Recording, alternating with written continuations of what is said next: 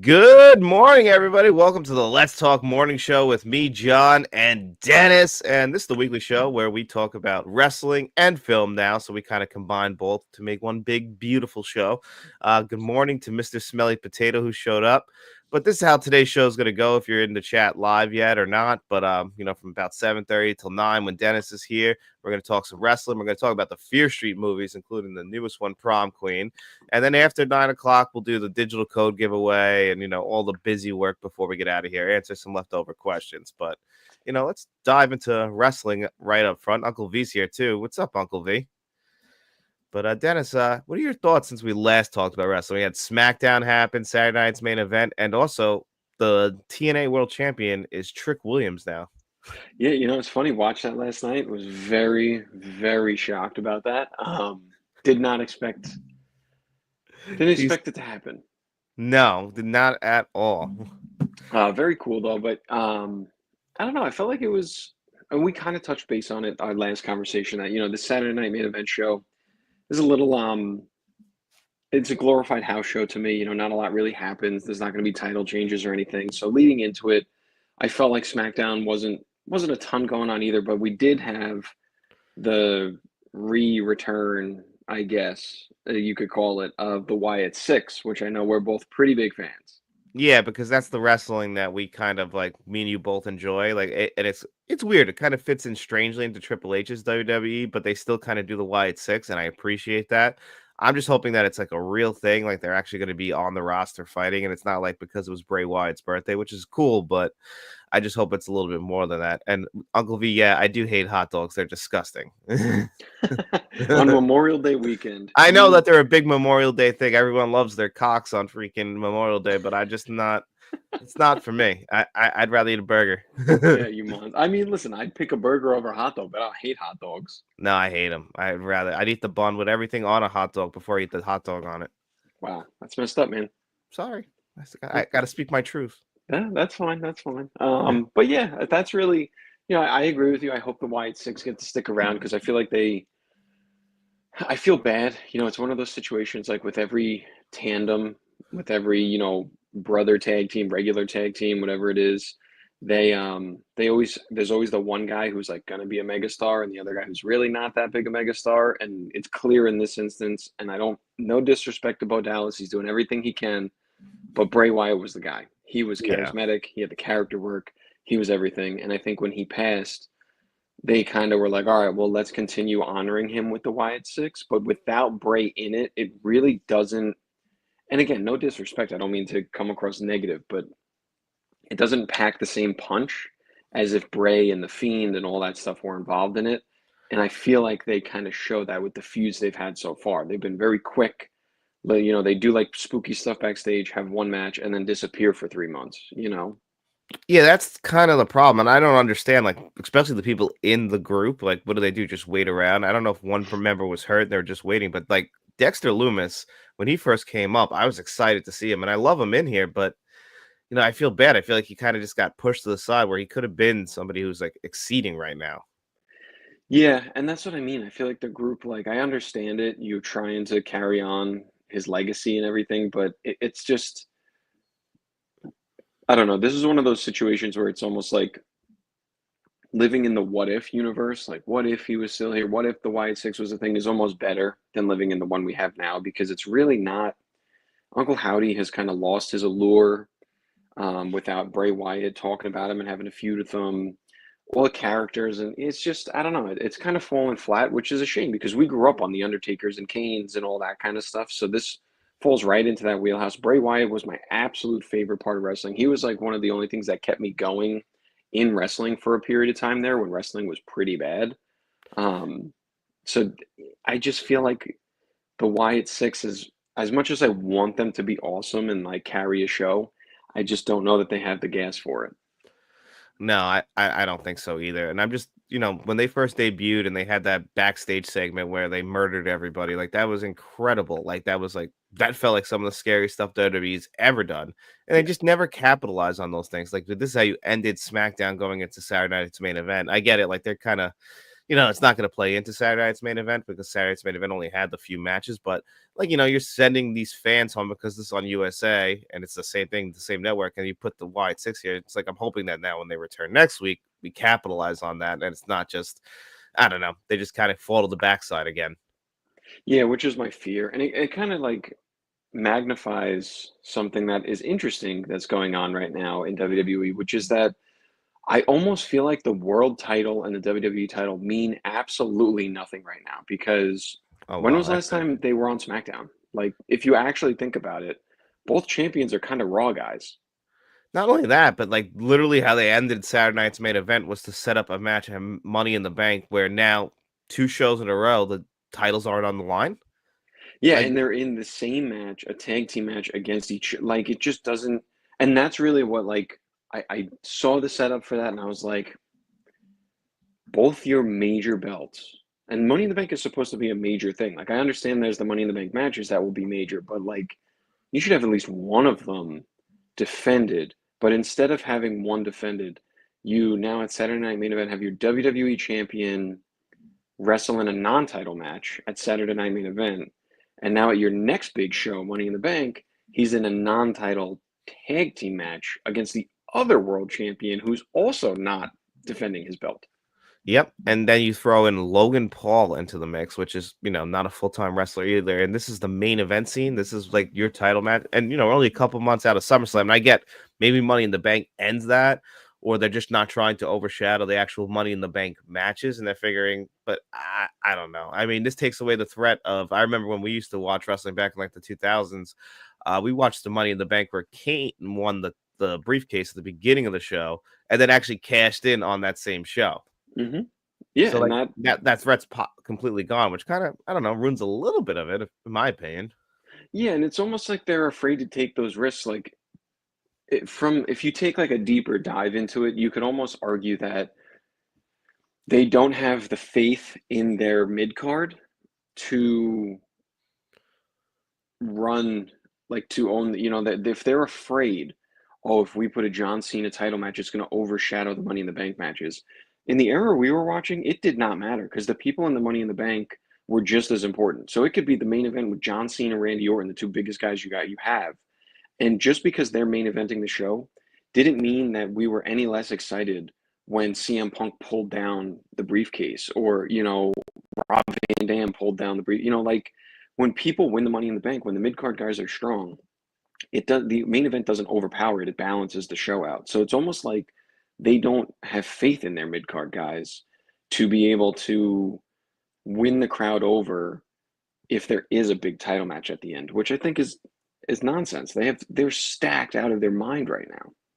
Yeah, they have so much. Yeah, and there's enough people to fill up all your shows. So I don't understand what the issue is, but yeah, I think it just comes down to poor writing and not having faith, like you said, in your mid card guys, which doesn't make sense because you have a great mid card, like even like on SmackDown, especially. I think the mid card for both, actually, the tag titles on SmackDown are doing great, and I also just love Jacob Fatu having the U.S. title because there's a lot of actual.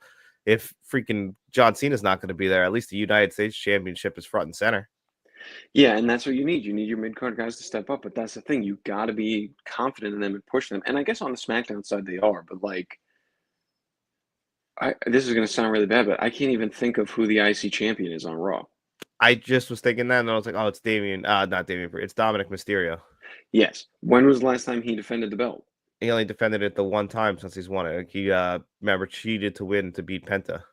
Yeah, that's right. See, but like it's very secondary to everything else going on. At least on SmackDown, and I get Dominic's a different character. He's a cowardly heel and all that stuff. And Jacob Fatu's a monster, so you're going to put him in these feuds to show off how insane he is. But I don't know. It's just like the belts, the big two belts are just not. The world heavyweight title to me has not mattered at all since Seth Rollins won it the first time when it debuted. Yep, I agree. I don't think it's always felt like a secondary title, no matter what. I mean, and Seth Rollins like, oh, it's gonna be the front and center title, like it's gonna be the workhorse champion, and I guess it gets more defenses than the WWE title because we went from Roman Reigns to Cody Rhodes, which I guess he had a full year of really being on the main roster, to John Cena, who we know when he's gonna be there.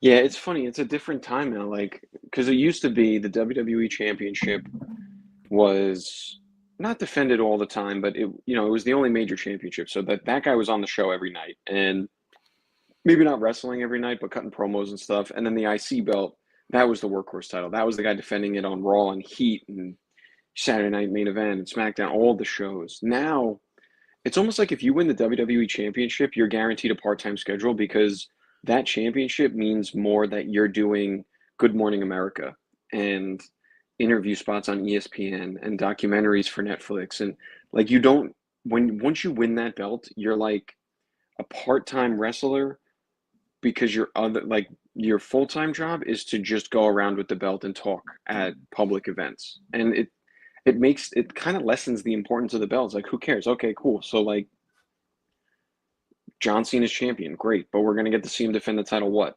Twice in a calendar year? Yeah, I know. It's ridiculous. And even like they robbed us essentially of this. And I don't understand still why it's not a title match. I didn't even know that until you said it last week that that was going to be a non-title match. If he was just going to beat him that bad anyway, put the title on the line. I don't get it. Like I heard people try and defend it. Well, he didn't earn it, but I'm like, how many people have Logan Paul just fought Jey Uso? Like, come on, that's not a defense. Yeah, and how did he earn it? He walked out on Raw and said, Jey Uso, I want your belt. Yeah, because he beat AJ Styles. Okay, a lot of people Who have. I was gonna say, who also wasn't in the title picture. So it's No. you didn't earn it. You just I don't know. It's a weird time where like I do those two big belts, man. And again, I feel bad because Jey Uso is over like crazy. People love him. I love him. I think he's great and he deserves to be champion, but he is just like not. He is third and fourth fiddle in every storyline he's in. Like, even if you think about this tag title or this tag team match that's going on, he's like the fourth guy in it. And that's horrible because you have John Cena and Cody Rhodes, obviously bigger stars than him. And Logan Paul, you can argue, is bigger because of his social media presence. So your world heavyweight champion is fourth string in this feud. Yeah, exactly. And that shouldn't be. And obviously, he's in there, and like then people should be like, "Oh, he's honored. He should be honored to be in there." But yeah, I agree. He's number 4 because of Logan Paul's presence. He's basically like back in the day, Dennis Rodman. He might not be, a full-time WWE guy, but his presence. There's a reason why he's out there in this spot. It's because WWE wants more attention on the complete product. Yeah, and that's exactly what. But it's taking away from your actual guy. So now, like, and how many times also has Jey Uso, like Dominic Mysterio, has been presented stronger than him? I feel like every single Raw since Jey Uso won the belt, he's getting his ass kicked, and he has to get saved by somebody. hmm Exactly. At least John Cena, like he gets his ass kicked every Raw, but at least he goes down and no one comes to help him. Yeah, like he's the champion. He should at least have a few times where he's able to fend people off, get And a he's a face chair, and keep him. champion. Yeah, and they're treating him like God. Like to me, it just he gets saved by Sami Zayn, he gets saved by Cody Rhodes. He's constantly getting somebody to come out and save him because he's just getting his ass kicked all the time. He does come off like a weak champion. You need a like Stone Cold champion. You haven't had one. Like only CM Punk could probably do that, but I do think that this is all building up. Obviously, the other big thing that happened on Saturday night's main event is Seth Rollins has a new member of his group who I never saw coming. I mean, obviously because of how the last time we saw Bronson Reed, but I think it's all building to Seth Rollins getting that title, right? I think it has to be right. I feel like 100% has to be him getting the world heavyweight title, and hopefully, I mean, listen, he's sort of made mention of it before, where he's trying to return it to its former glory, and I think he's one of the only guys who can do that, where he will. And it's so weird. I don't know if it's booking or how he wrestles or just being a fan of, like, I guess I'm a bigger fan of him than Jay. When he's a champion, he's a good champion. Like he defends the title all the time. His matches are always great. He's always looking strong, even if he's getting his ass kicked. There's never a point where I'm like, oh no, Seth. But with Jay, there's points where I'm like, I don't know, dude. I know. It almost is going to feel like after he eventually loses the title that he was just like a transitional champion, and it's sad. You could see it in it, but it's just that's all it is. I feel like it's just a way to get the title eventually on Seth. But also, it's nice that he'll have like a 3-month or 4-month title reign, and it's not like back in the day where like Kane had a 1-day title reign. Like that's like come on, really? Why even put the title on somebody for a day? Yeah, transitional champion used to mean something way different when it was like, oh, he won it on SmackDown to lose it at the pay-per-view on Sunday, or he won it on the pay-per-view to drop it on Raw because guys didn't want to lose to each other. Now it's like, I feel like transitional champions now happen because fans get behind someone. So WWE's like, all right, we'll give it to you, but like you'll see, he's not really that guy. And that's kind of unfortunately, and again, not saying it to be mean, but like that's kind of what's happening to Jay. They gave him the belt, and the crowd still loves him and everything, but it even happened to Cody. He's a face. That's the problem. Face Face champions just don't have good long title runs. No, it can't work like that. They have the chase is always bigger than the actual having it because now you're defending off the heels, and it's like, well, what else can you do? You're on top already. Like we get it. Yeah, You like once the good guy wins, and every single Western, have you ever seen when the good guy eventually wins? What's he do? He leaves because there's nothing else to yeah, do. that's it. Roll credits. We're done. Thank you. Have a Yeah, great day. I'm gonna roll into the next town. All right, see you later.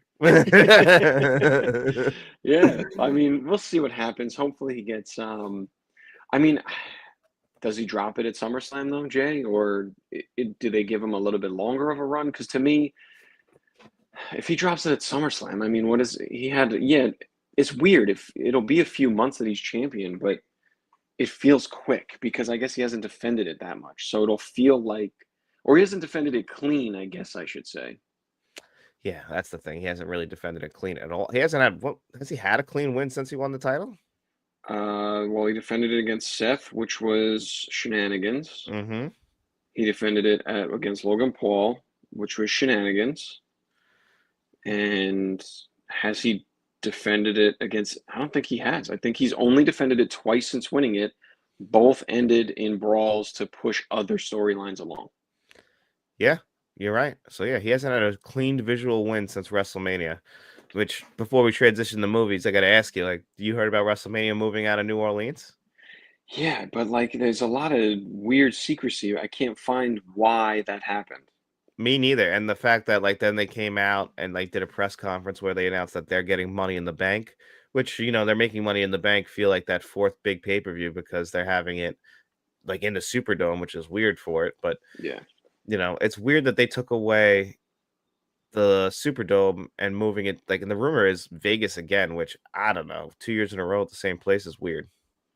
Which is funny too, because in all the articles I read, they even mentioned that the show didn't underperform ticket wise and everything. Like obviously they blew away the box office and all that stuff, but everyone involved, including wrestlers, said it was very underwhelming. The crowd was underwhelming. And I remember talking to you about it, saying, like, I don't know, dude, there were no pops. The crowd never seemed loud. And I guess it's a big stadium, so it's probably harder to be super loud in a big stadium like that. But it just felt flat. Like the biggest pop, honestly, the biggest pop the whole night to me was Joe Hendry.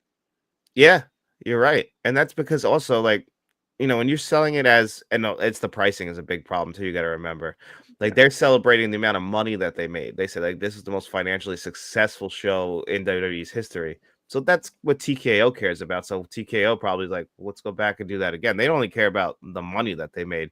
They don't care about the pops and everything. And that's kind of now where WrestleMania is becoming much more of a spectacle over like the real wrestling shows are like the ones when they take it around the country and like you have the real wrestling fans who get in for a lower price and actually they care about the wrestlers that are wrestling. Yeah, well, because most wrestling fans aren't gonna like. I don't know about you, but I love wrestling and I would love to go to WrestleMania. SummerSlam is going to be by us at MetLife. I would love to go to SummerSlam, but I'm not about to spend $5,000 on a ticket to get there. No, and then you got to get a hotel by the place because even though we live on Long Island, it's like if you're gonna go, you gotta do the 2 days, and then why would Yeah. you go all the way back to Long Island, back to MetLife the next day for like because these shows are like 4 or 5 hours, the traffic, and you're gonna be paying all that money. Yeah, so that's what I don't know. It's funny because the WrestleMania 9 documentary we talked about. Remember they talked about it and they were like trying to figure out the seating and ticket sales and it was like, "Oh, we're going to try to keep $25 tickets on we don't want to lose those $25 tickets." And it's like, "Well, you've lost them because at this point now, the cheapest ticket you could find is probably $1,000 and you're basically sitting in the sky at that point." Yeah. So what's the point even going at that point? And yeah, Uncle V is right. Like you can't afford seats. That's the problem. Yeah, it's just not worth it. Yeah. Like true fans can't go. Look at the ticket price of WrestleMania. Yeah, I remember I looked and people were like showing for like the same Raw after WrestleMania in the last 5 years. Like Raw after Mania tickets were like $900 and something, like compared to like $100 and something for one ticket. WrestleMania both nights were like cheap seats getting close to $2,000. Like that's insane. You're pricing out your actual fans, but that's what happens when a corporate entity takes over, like TKO. Like, for all the bad you could say about Vince McMahon privately owned WWE forever. And one thing he never did, which, you realize now, is he never really sold out. Like, he sold out certain things. Obviously, he wanted to make sure he had enough sponsors to keep things going. But the sponsors in the ring, just the fact that, there's just corporate overlords that are going to have to make sure that, like, the bottom line is more important than the actual entertainment and the fans, which kind of sucks because it feels like wrestling fans do get priced out. Yeah, and we do. I mean, it's the same. Like, I'm a hockey fan. I'm a Rangers fan, but like, I haven't gone to a Rangers game at Madison Square Garden in years because Oh, the Garden's ridiculous. it's so expensive. And the thing is, like, the last time I went, I remember looking around, and it was literally just filled with Hate the ring. literally Wall Street suits and ties because they have the money. They go. They don't even watch the game. They just go there to drink and be somewhere else. And you're pushing out the actual fans who are there for the team or for the wrestlers, for the people who just have the money and treat it like, oh, you know what I'm going to do? I'm going to go on Instagram that I'm at WrestleMania. It's like, what about us? Like, I want to be there because I want to watch the main event, not because I want to Snapchat or whatever, that I'm at WrestleMania. And those are the people who get to go because it's all money goes to it. And real actual fans can't afford to go. Yep. It's just become, and it's sad because that's who the show's supposed to be for. And like Uncle V said, the ring is disgusting, and it gets to be too much. It just too much. And he said, "Well said, Dennis." And Thank you. it just, yeah, it's too. I don't know. And it sucks too because it does feel like we're also kind of losing stuff, but we're also gaining. Like I'm glad that the money's going to certain things, and I hear that the talent's happy, so I guess that's a win. But I don't know. It just feels way too corporate now in the business side because the actual in-ring stuff has been really good. So I can't complain on that creative side too much. It's just the actual business side of like wanting to go to a show now. It's becoming just like you said, hockey. It's like concerts. It's all of it. It's not just. I mean, it's not. It's a world problem. I'm not going to just exclude it to wrestling, but as wrestling fans, we see this kind of thing. I mean, you used to go to a bunch of shows at like the Coliseum, and like it wasn't too expensive. Like, you can go and just go see a SmackDown, and they had the big stage set up with the pyros. Now they don't even give you the big stage anymore. No, and that's the thing. It's so, and absolutely right, Uncle V, about the ring. I can't, and same thing in other sports. I remember when I first saw advertisements on baseball jerseys and hockey Oh helmets, my and God. I think football's the last one left, and they'll go. They'll go. they and they'll probably end up going even harder. Where like the New York Jets are going to change their name to like the New York Presbyterian Hospitals, Yeah, they'll and do they're it. just going to be dressed as nurses to play the game because guess what? There's a fat paycheck coming from the sponsorship. And same thing with the ring. I cannot believe all these years they're selling the ring and it's to Prime and Morgan attorneys and like all this that I'm Cricket Wireless. I'm There's like, no dude. shame. It doesn't matter what the sponsors. Like when I saw Morgan and Morgan, like Prime, I'm like, all right, well, at least Logan Paul wrestles. I'm like, the logo's ugly as shit and it's too small in the ring and it drives me nuts at how misproportionate. But at least even then, I'm like, Morgan and Morgan attorneys. Like, who the fuck is watching a wrestling show going, God, you know what? I've needed an attorney for so long. This is a sign. I'm calling Morgan and Morgan tonight. Thank you, Monday Night Raw. I can't wait. It's so bad. And they just keep I'm waiting for it honestly to be on the ramp and to start being like they'll have 3 monitors. They'll have the one center one that'll run the video for the wrestler and the 2 side ones. They're gonna sell marketing for that and they'll probably run commercials on it at some like it's just gonna become a point where and they did it. I mean, remember that horrible Bray Wyatt LA Knight match, the blackout match or whatever, because of Oh, the Mountain Mountain Dew. Dew blackout match. Horrible. The zombie match they did with the Miz because the Army of the Dead movie was coming. Like all that Oh, that crossover was stuff. crazy when they actually had the zombies come out and attack them. Yeah, it's like, are Oh you a my, wrestling company or are you a marketing firm? Like, you got to pick one. yeah, and I get, and then they'll argue like, well, you guys know it's a show, and that's, I mean, I've even said it like, it's the modern day circus where everything has their part. So like when the segment's over, you're kind of supposed to like forget about it and just move on to the next thing. But it's like that's a real hard gear to shift when I just saw zombies and now I have to take this wrestling match seriously as a professional sport. Yeah, and it's just brutal. It's all just and it's like, listen, you have commercials. Like you literally it's so Raw is 3 hours. If you go on Netflix and watch it the next day, because there are no commercials in it, it's only 2 hours. I know You have watching Raw the next day is so much better. It's the same thing with SmackDown. Like when you go watch it back on Hulu, it's trimmed and it's like so much cleaner and neater. Yeah, because you don't have an hour of ad. So you're telling me an hour of advertisement space is not enough. You also have to throw everyone else's company logos on the wrestling ring, on the turnbuckles, on the barriers between the fans. Like it's becoming. And you're right. It's private. It's publicly owned and traded now, so it's all about money. That's why they constantly cut wrestlers because they say, we really wanted to hit this number instead of that number. So what can we trim? Oh, we can just fire wrestlers. Yep. It's sad, but that's the way it goes. It's the corporate mindset. The way corporations work is they have shareholders, and unfortunately, you have to keep going up. Staying stagnant is not good enough in the corporate world. Like you can't just have a company just be good all the time and be the same. It has to keep growing. Unfortunately, that's why companies fails because you grow too far and you forgot about what your business model was, and that's what we worry about as wrestling fans. It's like it'll get away from them. I mean, TNA is a great example of going too big and then being able to find yourself again when you go smaller because look at what happened. I mean, good for TNA, man. Yeah, they're killing it right now. And honestly, that's the funniest part is that the NXT TNA crossover, to me, is the most exciting thing going on right now. And I bet you when they get AAA involved in next month, actually, I bet you that'll be the most interesting stuff. Like it's almost like they're playing that as the stuff for the hardcore wrestling fans, and it's like over here is still the corporate mindset of wrestling. Yeah, like I am almost content with not even watching even the Clash of with Well, the Viking and Raiders. I read something about this that's why they cut the TLC match, which is a spit in the face of wrestling fans, is because Clash of the whatever the hell this fucking game is, Clash of whatever, they paid for that sponsorship for WrestleMania. Remember, the Viking Raiders were dressed up like characters in it, so like they cut a match that would have been good for wrestling fans and gave it to this match, which I thought it was okay, but you didn't really care for it. That match should have been on the SmackDown before WrestleMania.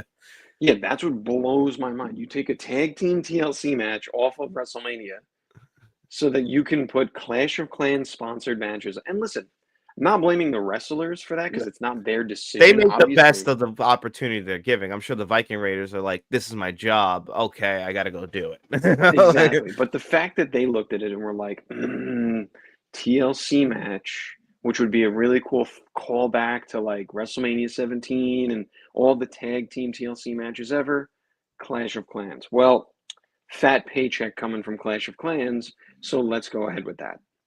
Yep, exactly. And then you got to be like a boss and go pitch that to and tell everybody else like you're getting cut because we got to go do this. And it's like I'd be as a wrestler, be like, well, that's fucking bullshit. Yeah, dude, it just, I don't know. It's so, the sponsorship stuff has just gotten so far that, like, at this point, genuinely, especially with Kevin Owens being injured, because he was my favorite guy on the current roster, I am honestly pretty content just watching NXT and TNA crossover stuff until AAA comes in, which is also hilarious because they pitch all this stuff like TNA is working with WWE, and now AAA is. It's all going to NXT.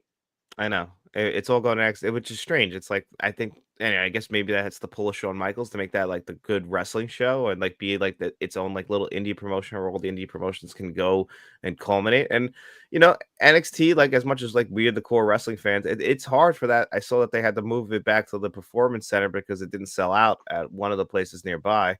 So it's Mhm. like that still doesn't have the real big public draw yet. So that's why SmackDown and Raw, like we could fight about it, but it's like those people still know those names. Yeah, and I think that's the thing now is like those shows have gotten so big now that they need to make the money to sustain. And in order to make money, you have to appeal to the masses. And appealing to the masses, you're going to hurt your hardcore wrestling fans, but the money to be made is with the other people. So we kind of get the short end of the stick and we have to just revert to watching older wrestling shows on the network. Yep, which still works out good for me. I still Yeah, Uncle V knows. Uncle V's one of the people who I go watch the old wrestling shows with. Like this upcoming week, we're doing Over the Edge '98. So still, the nice. old wrestling is great. That's right. Um, but John No Juggalo's here, channel producer. Good morning, buddy. Do you want to shift now to movie stuff because we got it's about a half hour in, and we got to talk some Fear Street, and I got a lot to say. Yeah, we got Fear Street question. We got a lot of film stuff to discuss, so let's dive in. All right. So we both rewatched the Fear Street movies in honor of the new one coming out, Fear Street Prom Queen. I hadn't watched the original trilogy since they first came out in 2021, which was like a post-pandemic kind of horror trilogy in the same vein as what felt like the Stranger Things movies. And when they first came out all those years ago, I loved them. I don't know how you felt. I love them, and even upon rewatch, I feel like they're a little kiddie. I mean, because they're kind of Mhm. goosebumpy, kind of, so Well, it's not like R.L. you're. Stein, they're the same thing. Yeah, yeah. So you're not gonna go, if you're expecting it to be like a Halloween or, something really scary, you're gonna be disappointed because it is a little kiddie and, It's like like, YA horror is how I kind of thought of it. But what's weird is that they're over the top violent and R-rated. So it's like you almost have a weird window where the people who might be your target audience almost can't watch them.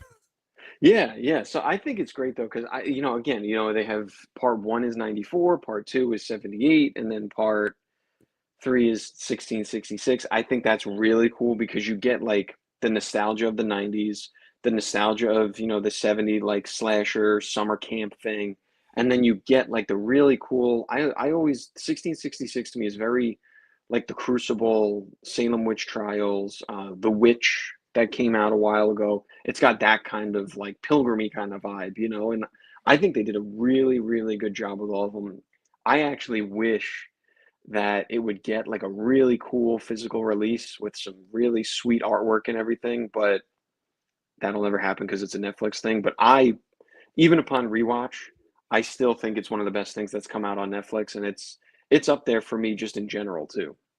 Yeah, I liked how focused the trilogy was. I thought that was really cool. How they had a pre-planned trilogy where each of these movies were, an hour and almost over. All of them are over an hour and a half, so it's well focused. They give you the rundown, like you kind of get hints of everything in the first movie. And I also like how 1666 ends up becoming 1994 Part Two. How we got to wrap everything up. Yeah. And the story's interesting. It's enough to keep you involved. Like you're like wondering about the mystery of these towns. Now, yeah, like you notice like a little bit like it being goosebumpy. It's in the sense of it's very much made in the vein of what Stranger Things was. It's supposed to feel nostalgic, but the acting still does kind of feel like, modern day. Like these kids Hmm. kind of the way they're talking and the dialogue sometimes that they're delivering, I'm like, oh my God, it's generic horror shit 101. But then everything circles back with like the kills and the story end up being interesting enough that you get wrapped up in it. Like, I mean, their towns are called Shady Side and Sunnyvale. Like, come on, that's like the most hammer on a nail kind of town names you'll ever know. And like, you start if you really poke holes in it, it's like nobody's tried to leave any of these towns, go anywhere else in this country. Yeah, I mean, yeah, like anything you could poke hole, and that's what I mean. It's very I like that you said it's very YA, very young adult, very I don't know. You can't go into it expecting it to be like a Terrifier or a Friday the 13th or a Halloween or a Texas Chainsaw. Like it's very young adulty, and you have to just be in that mindset. I do like the nostalgia of it, and like you said, the shocking part is like the level of violence in it is pretty high. Like it's a lot.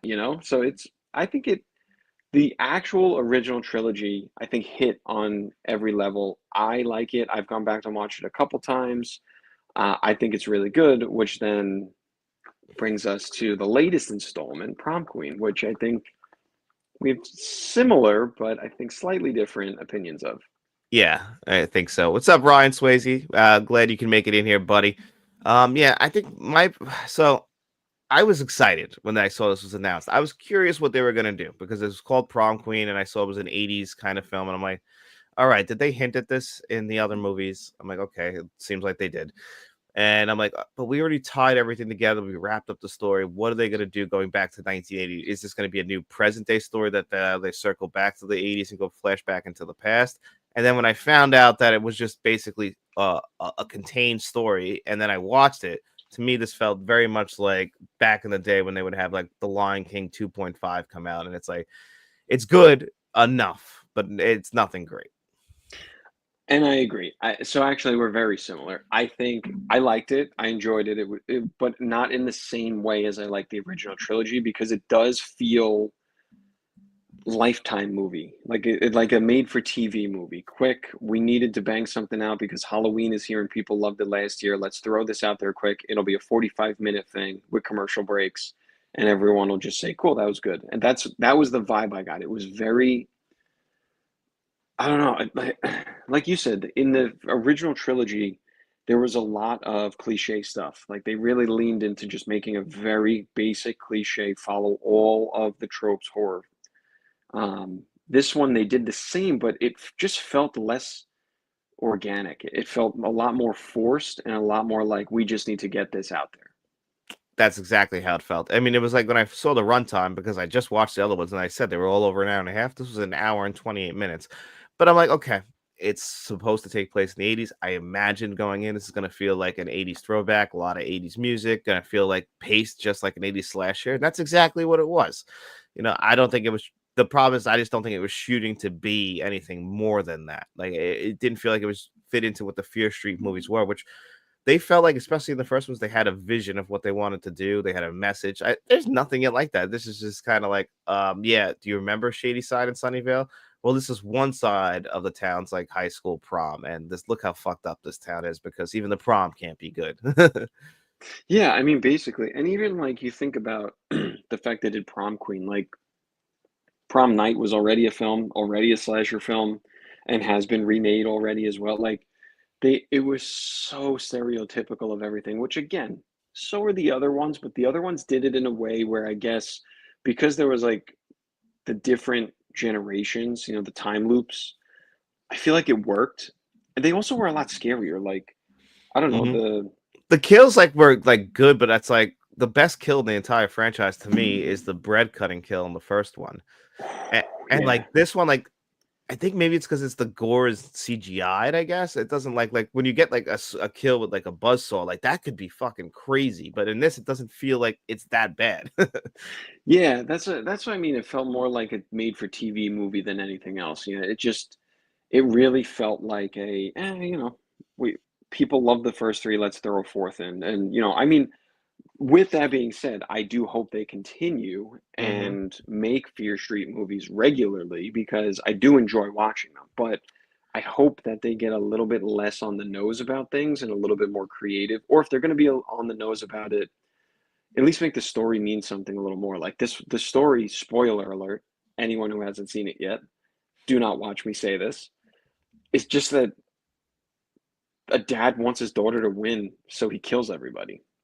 Well, it's the dad and the mom, right? Well, yeah, Which, yeah, by the way, I knew right away it was both of them because they showed like the two people in the one room together, like standing there side by side. yeah, I'm like, so who's the other one? And then when they reveal it, I'm like, oh my god, it's just gonna be that. And then even the reasoning for it is crazy, but I'm guessing yeah, like that's what ties into the whole town is that they're all like just Looney Tunes, and there's no escape. What I had another issue I had was like I like the main character's friend more than I like the main character. I felt like the main character was like, she's like 1 foot in on both ends. She's like, oh yeah, I'm gonna rebel, but I also want to be the queen. I also really do want everybody to love me. It's like you kind of can't have it both ways. yeah, yeah. No, and you could tell they were like trying to make her, and there were a couple things they did. I mean, I think they were like kind of paying homage to other films. And this one, I felt like she was Carrie. She was supposed to be Carrie 100%, the little innocent girl She's reading who, Carrie. yeah, yeah. In 1994, I think the skeleton mask guy, clearly he's an homage to Scream, Ghostface. He's wearing the same big black hood thing. And even the one kill in the mall in the beginning, the way he chases the girl down from behind. I don't know if you caught that, literally is from Scream when he The kills Drew opening. Barrymore. Yeah, in the opening. It's exactly like that. I mean, they wear all their inspirations on their sleeves. Like when you get to 78, yeah, it's before obviously the technically it's before, not in real life, but it's supposed to be before the Friday the 13th franchise, before the Burning and all those sleepaway camp killer movies. But basically the guy ends up looking very similar to how Jason looks in part two. So it's not like Yeah. they're trying to hide who their inspirations are for these movies. Although again, how brutal is it in part two when he's just standing there with the axe and like just keeps going in on them and the blood's like splattering out? Like that's brutal. Like lingering on things like that. Yeah, and that's why I think the original trilogy was better. They knew what they were doing. They were very laser focused on it. They paid homage. They did their little callbacks and everything, but they also stayed with the story. Maybe it's just the story was more interesting because even to be honest, I'm not like a big prom night fan. I just don't really get invested. Like when the storyline revolves around people trying to win prom queen, king and queen, I really just don't care. Like I almost hate you more for wanting to win it. So like I'm rooting. Yeah. So Well, that's my I problem with the lead character. Like she's like the way she's like trying. She's like, I just want to be prom. I'm like, I hate that about you. Yeah, yeah, like, I don't feel bad, don't I don't hope you win, I almost don't I'm very indifferent, I'm almost just like, "Eh, whatever," and, like, I think in some slashers it can be, like in Friday the 13th, you're not, like, in love with all the camp counselors, but you love Jason, so you're like, "Alright, cool, we're gonna get to see Jason kill people." This one, I didn't care about the killers, I don't care about the kids winning, yeah, like, I didn't have any motivation going into it, so it was a fine slasher movie, but it didn't really I won't go back to it that much. Yeah. Uncle V just asked, John, weren't you king? I was not the prom. I actually didn't go to my prom, so believe it or not, I wish I was the prom king. Well, you didn't go because you didn't want to embarrass everyone else there by clearly sweeping the voting. I bowed out with grace and said that my number two can take over because it isn't Yes. fair. It's like me around the world. Like I obviously don't enter contests where it's a competition of who has the best looks because I'm gonna win Yeah, every time. you're kind like that. You don't want to embarrass everyone else. No, exactly. It's rude. It's rude. As you know, I always like to bow out of those competitions. Yeah. So we had very similar feelings on the Fear Street trilogy originally, and I guess we kind of did on Prom Queen. Yeah, I guess we'll see where they go from here. I think the original trilogy absolutely worth the watch if you haven't seen it yet. I think it's really, really good. And you might want to, you might end up rewatching it. I've rewatched it a couple times because it's so good. But Prom Night, if you've seen the original trilogy, watch it just to keep up with the Fear Street name, but don't expect it to blow your mind. Yeah, you'll see callbacks to the other movies in there. So it's always fun to rewatch the other way. I'd actually recommend rewatching the trilogy before you watch it because they do kind of expect you to know what's going on, at least with some things. They give you like a short rundown of the town and they give you Yeah. one little brief montage. But other than that, it's pretty much like go into this knowing what the Fear Street movies are. Just don't go into it expecting it to be on that quality, is what I would say. Yeah. Agreed. 100%. Yeah. But now we got a pretty nice question that we're going to get into that we both were talking about already from Kevin Kruger. We got a bunch of questions. That's why we're going to start them right here. But this one's from Kevin. That's not the question from Kevin. That's the wheel for later. This is the question from Kevin. But he said to rank. So this is part two from last week where we ranked these horror franchises. But they are The Conjuring Universe, Tremors, Evil Dead, Poltergeist, Hannibal Lecter, Psycho, Hellraiser, Paranormal Activity, Insidious, Exorcist, The Omen, VHS, Alien franchise, and Phantasm. So I made a list, and so did you.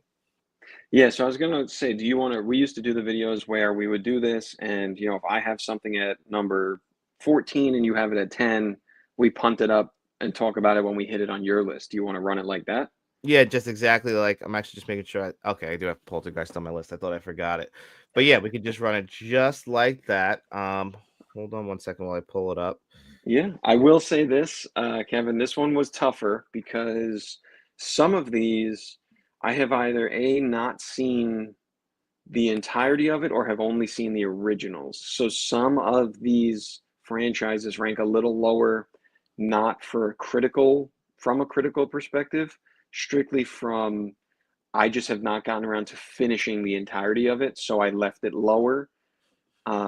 Some of them are really high because just like the original is that good. Same as last time. If the original is really good and the rest of the franchise is not great, it might be higher just because the original is so great.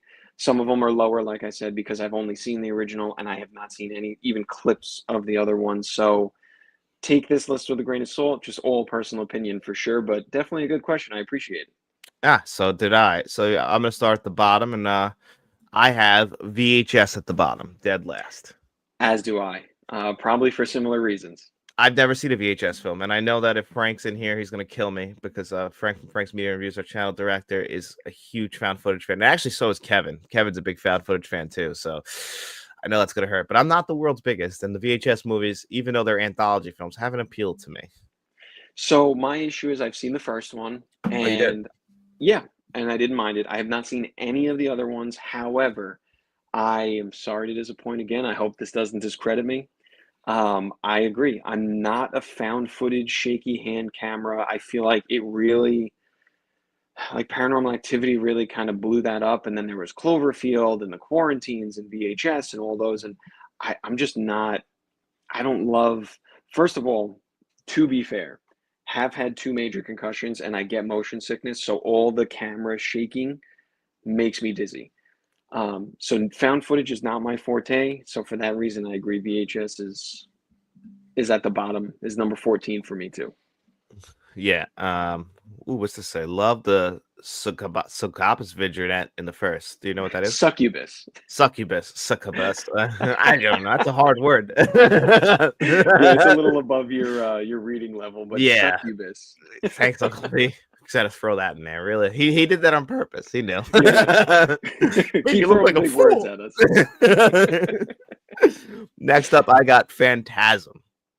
So we'll push that. I have it a little higher. My number 13 is Tremors. All right, that's my next one, so we could talk about that right now. I have only seen the first three, and I only like the first one. I've only seen the first two, and same. The first Same. one, but again, I feel like I liked it, and because it was kind like it was silly. Like I kind of just Yeah, laughed, and it was a it's a funny B kind of horror thing. movie. Like, Yeah, so it's not low on this list. Like it's not 13 because I hated it and think it's garbage. Because I think the first one is great and everyone should see it. And if you watch the rest of them, it's great. But the rest of the list is pretty stacked. yeah, and Tremors, the original one, actually the second one too, but I only have the first one. Has a great 4K Blu-ray from Arrow, so it's worth checking out if you're gonna see it on Arrow Video 4K Blu-ray. But yeah, that's where I have it. So I think that means that you're up again. Yeah, so that would be my 12. I have Paranormal Activity. Yeah, that's a punt. Okay, And so then what's mine, yours? Omen. Nope, not yet. 11 for me is Insidious. That's higher for me. Okay. So the next one for me is Hellraiser. Nope. Number 10 for me is Conjuring Universe. That's higher for me by a lot. All right. uh, Exorcist.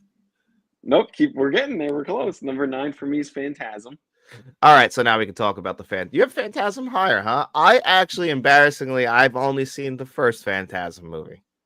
So same. I have not seen any of the follow-ups, but I respect it for what it is. Because it's such a classic. Like everyone has at least seen the original, and that's why it's higher up here. Because it's also, again, personal preference on this. I'm not a big spooky wooky ghost story guy. Like I don't love demonic possession stuff. I don't. Um, it's not my. I like more of the. I guess more the slasher genre is really where I like to be. Or like psychological, like Antlers when that came out, like monster movies and stuff. I like Antlers was that kind of great. stuff. Or Smile, like those kind of films. I don't love the demonic possession, haunted house kind of stuff. So that's why Paranormal Activity, Conjuring, and all that is lower than Phantasm. Although Phantasm on it, it's just a classic film. That's really why it's higher. Yeah, Phantasm. It looks great. It's a very unique looking film, and I really Yeah, like it for that. Yeah, it's got a great lead character, obviously. yeah. So yeah, Um, the next one for me we can talk about now. Number 8, I have The Omen, and I think you had that already. yeah, I had that pretty low actually, and that's only because that's another movie where I only like the first one, and I've seen them all, but I think it really crazy in the original ones. But then last year, I think it was last year. Was it last year or 2 years ago when the first Omen came out, and people loved it. And I watched that and the other movie, which is very similar, that had Sydney Sweeney in it. I can't Mhm. remember that one either, but they're very similar movies. I watched them back to back, and I thought, wow, that was a fucking horrible day I just had. Well, all right.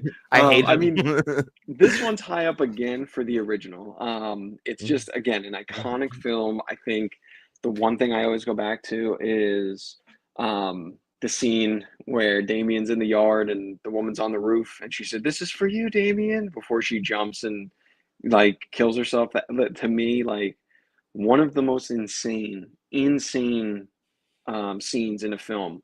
So The for that, I plot of that mean, movie is insane. And when you think about the time, I mean, yeah, The Exorcist around the same time, but still, to think that like they gave the devil's kid to a family. Like that's crazy to me that was a movie. And then you have a suicide scene in there, just like and then the guy's head coming off like that. That's a brutal film. That's what I mean. Yeah, and so strictly on the merits of the original, that's why it's at my number 8 spot. Just because the original was, and my next one too. They're just the next two of them on this list actually are here because the originals are just scary. Like I remember watching them and being scared. Yeah, I agree. Like they are scary movies. The original Omen is actually one of those scary movies, and like the ending, like the fact that he won is Yeah, well, yeah, bad guy wins. bad guy. When he's the devil, like if you take out the devil, does anyone else really lose? This is true. This is Yeah. true. But we What's up, should be at Kevin? you now. We're doing your question right now, actually. So what are we up to? Because I'm like 12, 13, I was 12. on number What? 8. That was the Omen was 8 for me. So that for next up for me is Paranormal Activity, which I think you had lower, right? I did, yes. So we could talk about it. Yeah, I personally think that the original, I think actually parts 2 and 3 are some of the best found footage movies out there. The original one is it's a little slow. It has its moments, but I really like 3 is the one when I go back to the 80s, and I think that's actually a really good Paranormal Activity movie. Then they get a little stupid, but there's still, I think the last one when they tried to change it up a little bit was also pretty good. The found ones, I think it was I can't remember the name. Yeah, again, the only reason this is lower for me is I'm not a haunted house fan and I'm not a found footage fan. So you put the two of them together and you have nothing that I really enjoy. But again, personal preference. I do know that they are highly regarded. People absolutely love them. It kicked off the entire genre of.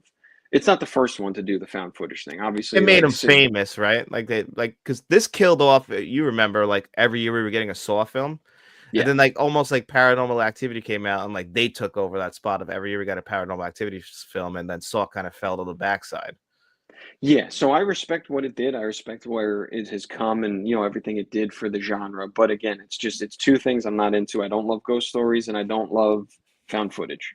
Put them together and you got Paranormal Activity, and unfortunately I'm out on it. Yeah, I listen, fair enough. I don't blame you. I'm like not the like I said, I'm not the world's biggest Paranormal Activity fan, but I really do like the original 3 movies and the storyline, the overarching storyline, a lot like Fear Street.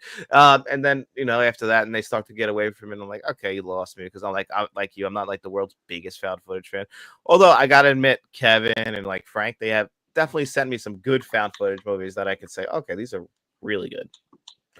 Well, I'll have to maybe You give know. those a shot because again, I just haven't found. I watched the first Quarantine, I watched first Paranormal Activity, I watched Cloverfield, the Blair Witch Project, like all those Yeah, things. I Like, don't like any of those. I'm with yeah, Blair Witch was like one of my world's biggest disappointments, and I know that it's just that I think me and you were like a little bit behind, and I think for me knowing that it wasn't a real film and it wasn't a real documentary, when you go and watch the movie, like I'm gonna watch a movie tonight, like what is this? This is somebody shot a movie on a camcorder. yeah, yeah. No, I agree. I mean, honestly, probably the only one I've ever watched that truly was insane was, and this is like up there, but Cannibal Holocaust. Have you ever watched that one? No, but I've heard of Cannibal Holocaust. That one is disturbing. That was Green Inferno. Was based off of that. It is like super disturbing the stuff that they did and like the story behind it. There's one scene where they kill a turtle and like cook it, and it looks so real that I was talking to my brother about it. He's like, "No, dude, that's because it was real. Like they actually got in trouble because they legitimately on camera killed and gutted an actual turtle." Yeah, that's something that and yeah, you can't do that. People don't realize you're not allowed to do real things in movies. I don't remember what I know Uncle V will know the name, but there was a movie, something bunny, where they got in trouble. I don't think they were allowed to even make movies anymore where they did a real blowjob in films. You can't do that. You can't have real alcohol, can't have real drugs, nothing. God. Like, you might see it in movies, but oh no, it looks real. Like if they accidentally sneak something real, they can get in a lot of trouble. Like these are union produced movies, like you get fined and shit. So you can't do that. Everything you see in a movie is usually fake unless it's like, exploitation or video nasties. Like, but that stuff's not regulated. But if you're watching a real movie, believe it or not, as crazy as it is, it's usually fake. That's Yeah, well, I'm telling you, dude, if you want to see like an it. Brown insane, Bunny that had a real blowjob in it.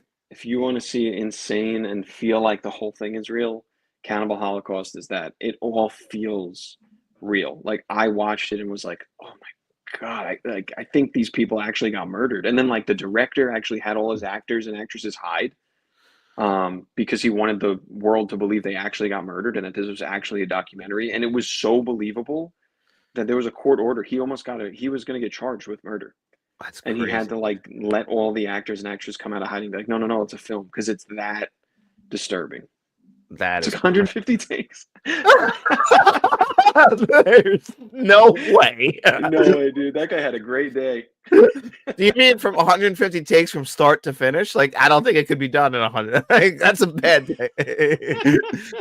As Dennis, if he likes the theme song to which one? What to Cannibal? Yeah, I mean, Oh, the yeah, Cannibal Holocaust. if Is that's this what you're talking the about, theme song? yeah, dude. When it's like, yeah, when they're playing the footage because it's like it's in the jungle and stuff, so they're playing it while they're, doing. Yeah, and I'm pretty. If I remember correctly, they do a like a creepy montage voice in the beginning. Like going over like things. I actually, Yeah, honestly, I like that. Like Last House on the Left or the Texas yeah, Chainsaw Massacre. One of my favorite tropes is because that makes it feel real. yeah. No, it is, dude. And the theme song. You're absolutely right. I think it's also just perfect. Yeah, the Cannibal Holocaust theme song, absolutely perfect for the film. It fits so much. It just you have to watch it, and you have to let me know your opinion. It's not as extreme as the stuff you've made me watch, but Oh, I by the think way, you'll. you could thank Uncle V for that. Uncle V, I made Dennis watch a Serbian film. Uncle V's the one who made me watch that, and Uncle V's the one who's been making me watch like Necromantic. I have this movie coming. I'm gonna have a review out this week for the director's reviews. Even though Mr. Smelly Potato and Kevin Kruger are here, they sent me some normal movies. Uncle V sent me Unspeakable, which looks like on a 1980s VHS. And it's disturbing. Well, Uncle V, thanks for that. The Serbian film ruined my life for quite a few years. Ruined my life. I hope the boys enjoy. Oh my God. In a Yeah. different way. Yeah. But My God. as Cloverfield goes, I actually do I'd like the original. I like the first two Cloverfield movies, that and 10 Cloverfield Way, which isn't actually a found footage movie. It becomes just a straightforward like thriller. Yeah, that the one that they're locked in like the bunker, right? Yeah, that's the one exactly with John Goodman, Yes. where he Yep. like basically tries to tell him that there's something going on outside, but no one believes him. Yeah. They think he's losing his shit, but of course we've seen the first Cloverfield movie, so we know there is a dinosaur out there. Or not a dinosaur, it's a monster. No, it's But it Godzilla. does feel like a Godzilla movie from their perspective because they really hide the monster. Yeah. No, I did. I thought that was really good. But he accidentally during Unspeakable, Uncle V, no, nothing, not even a wiggle. Yeah, not there in the Serbian film either. Sorry. But a Serbian film, because of like its shocking, like what it was going for, they're making a documentary about it, like to explain like why the director made that. Which I'm fascinated at seeing that. I want to see what the thought process was. Yeah, no, I would be interested to see that for sure. Hopefully, no clips from the movie or make it in, but God forbid. Yeah. So was that Paranormal Activity? Yeah, that was Paranormal Activity. All right, so I think you're next, right? Yeah, so that's number 7 for me. I have The Exorcist, which I'm sure is higher for you. The Exorcist. No, I already said The Exorcist. Oh, all right. So we can talk about it. This one's high up literally because of the first one. Because again, it was the scariest thing I've ever seen. Let's make some art. Oh my god. Yeah, The Exorcist, the original is an all-time classic, and I actually really love The Exorcist 3. The reason why I have the whole franchise lower is because there's The Exorcist 2, which I think is one of the worst movies ever. I don't know if you've ever seen it. And then a couple in the 2000s, they made 2 of the same Exorcist films from 2 different directors, where they're kind of cut together. One's by Paul Schrader, and I don't remember the director of the other one, but they're the same movie, just edited different. And I don't like either. So unfortunately, I put the franchise lower, despite it having literally one of the top 3 greatest and most important horror films in it, and a really good sequel. But The Exorcist 2 does exist, and it gives me cancer. Well, it's coming from the guy who says Season of the Witch is the best Halloween. It is the best Halloween. And also, it's been a while since I haven't brought it up in almost a year, and we have to make sure that people remember The Empty Man needs a physical media release. You know what? I'll rewatch it if there's a physical release, and maybe my opinion will change, but highly unlikely. That doesn't have a physical media release still, and either does Barbarian still no, which is No, I crazy don't think also. so. Which is Yeah. I like Barbarian.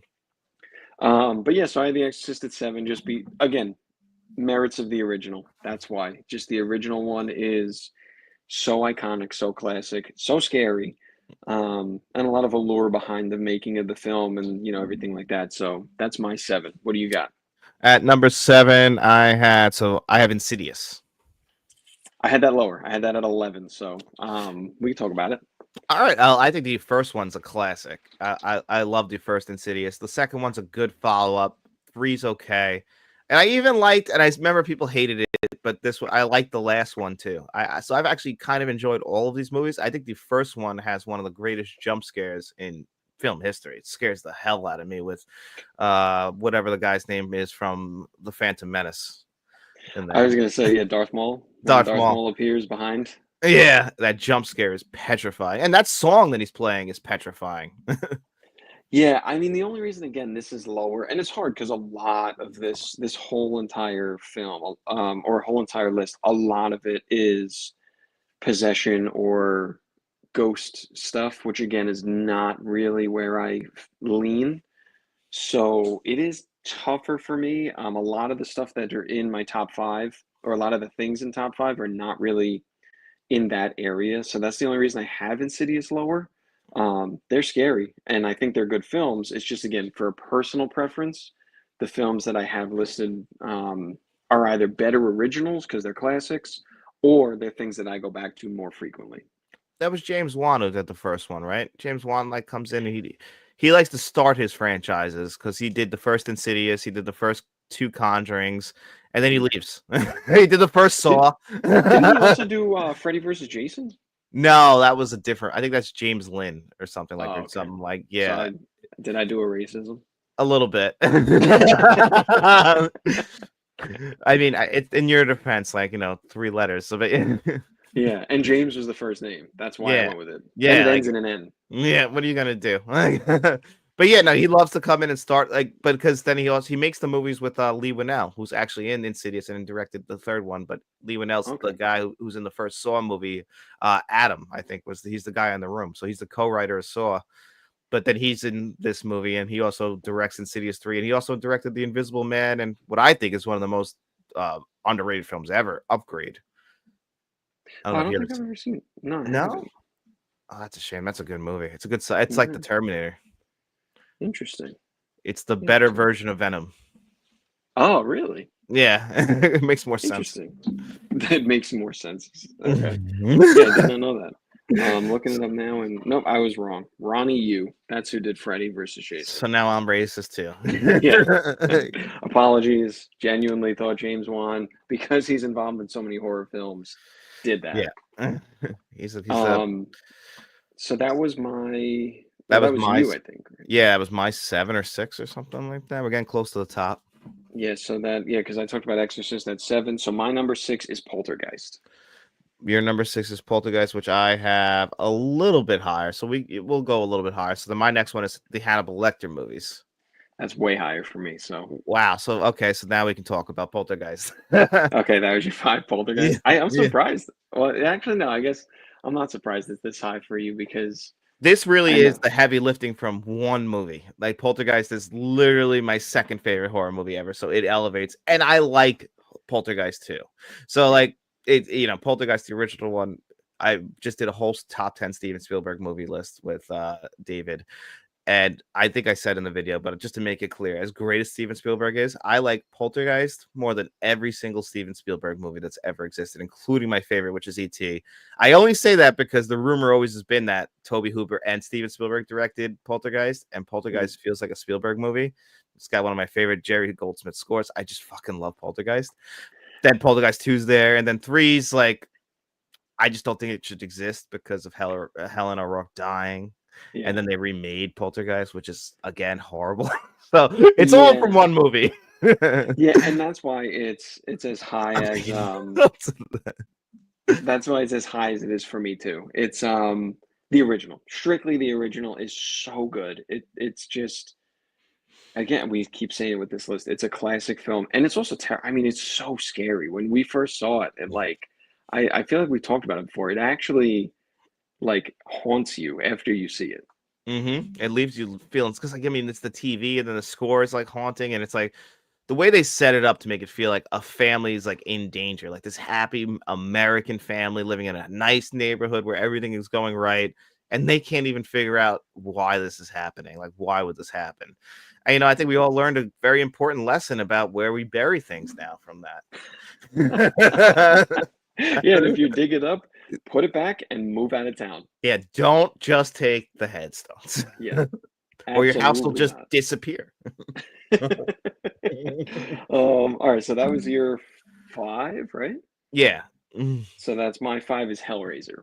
Yeah, which I had way, way lower. Yeah, I have it higher because I don't know. First of all, again, we keep saying it classic. It's just the character from it, but I have to be honest. The first time I saw it, I did not understand it. I was so confused the whole entire time, and kind of just disgusted Well, that I. there's a lot of symbolism for, like, erotic shit in these movies.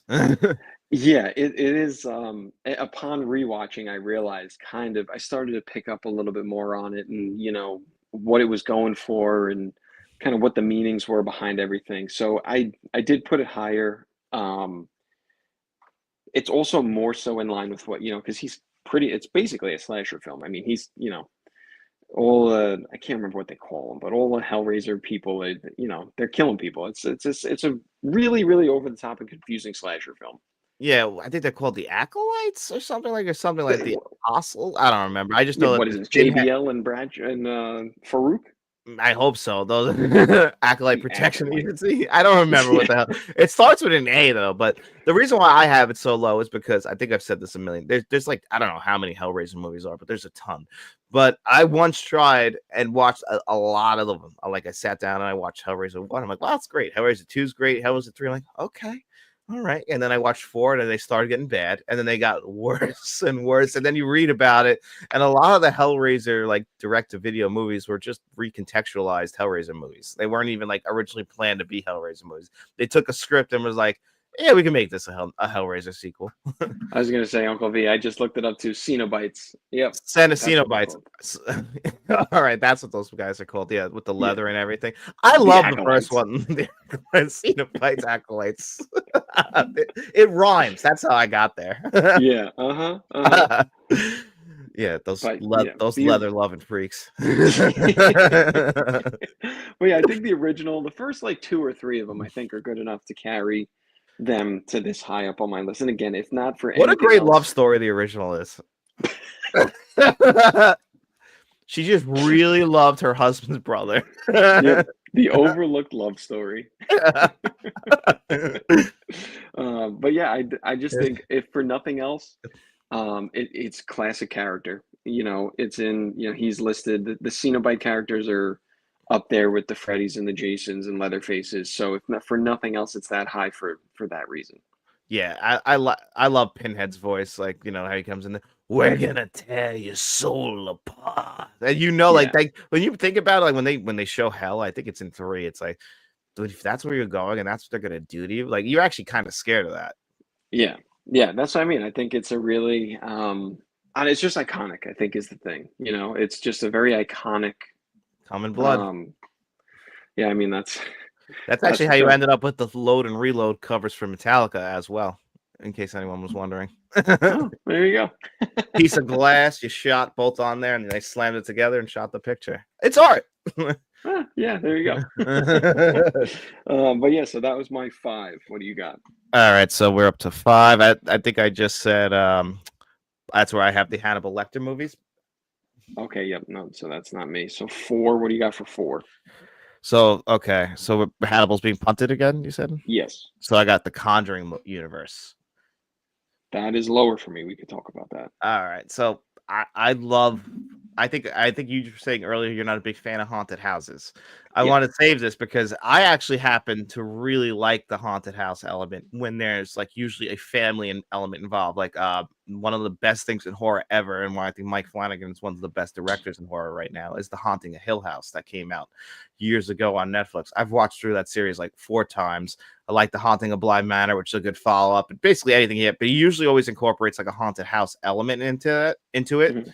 And like, it's usually like a metaphor for something, but I love a good haunted house thing. And The Conjuring basically is dealing with haunted houses, haunted dolls, you know, possession in a lot of ways. I just always have really enjoyed these movies.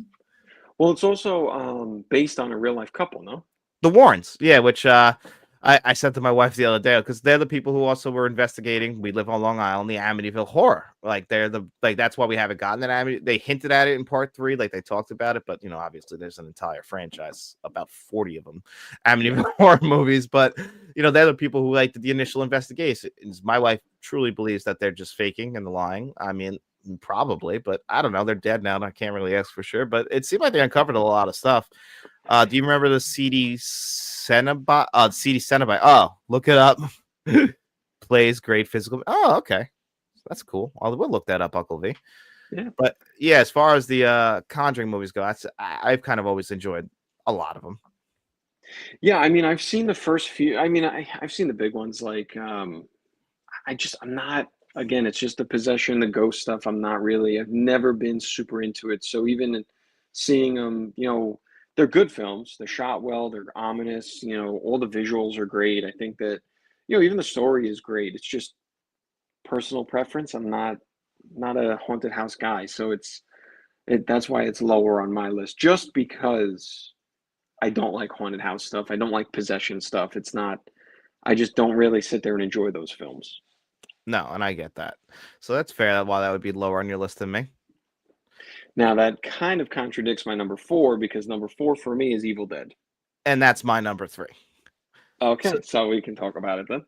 well, one thing we've always said is, and we said this last week, like one of the most consistent franchises is the Scream franchise. I'd argue the Evil Dead's like right up there as far as consistency goes. It I just would might not too. have the highs. Yeah, because you know what it is? It's one of those that I feel like, again, it got lucky, just like Scream, where it knew what it was and it stuck to the formula. Yep. Like it didn't try to veer off and do crazy things. You can argue that almost every other horror franchise, in Friday the 13th, Jason battles someone who's psychic and then he becomes the worm and then he goes to space. Freddy starts having babies with his victims and like, Leatherface, I mean, goes shopping at a chain, or no, he doesn't shop at the chainsaw store, but That's one of my um, favorite scenes in film history. Dennis Hopper going to the chainsaw store and going chainsaw shopping, just weighing yeah, them out. yeah, way off the rail. I mean, way off the rails. But this one, I feel like Evil Dead doesn't really, and when it does go off the rails, it like fits with what they're going for. Yeah, exactly. It does. Like they're crazy in general. I mean, they go for it. I mean, the first movie has somebody fucking a tree, so like they really know what they're doing. But even the last one, like what if we did it in a skyscraper now? It's like they're never trying to do anything elaborate. They're just like even though it's just a straightforward movie, just like the other Evil Deads, where it's like, is anyone gonna survive this? And the answer is probably not. You get the great practical gore effects, which I love, especially in the first one.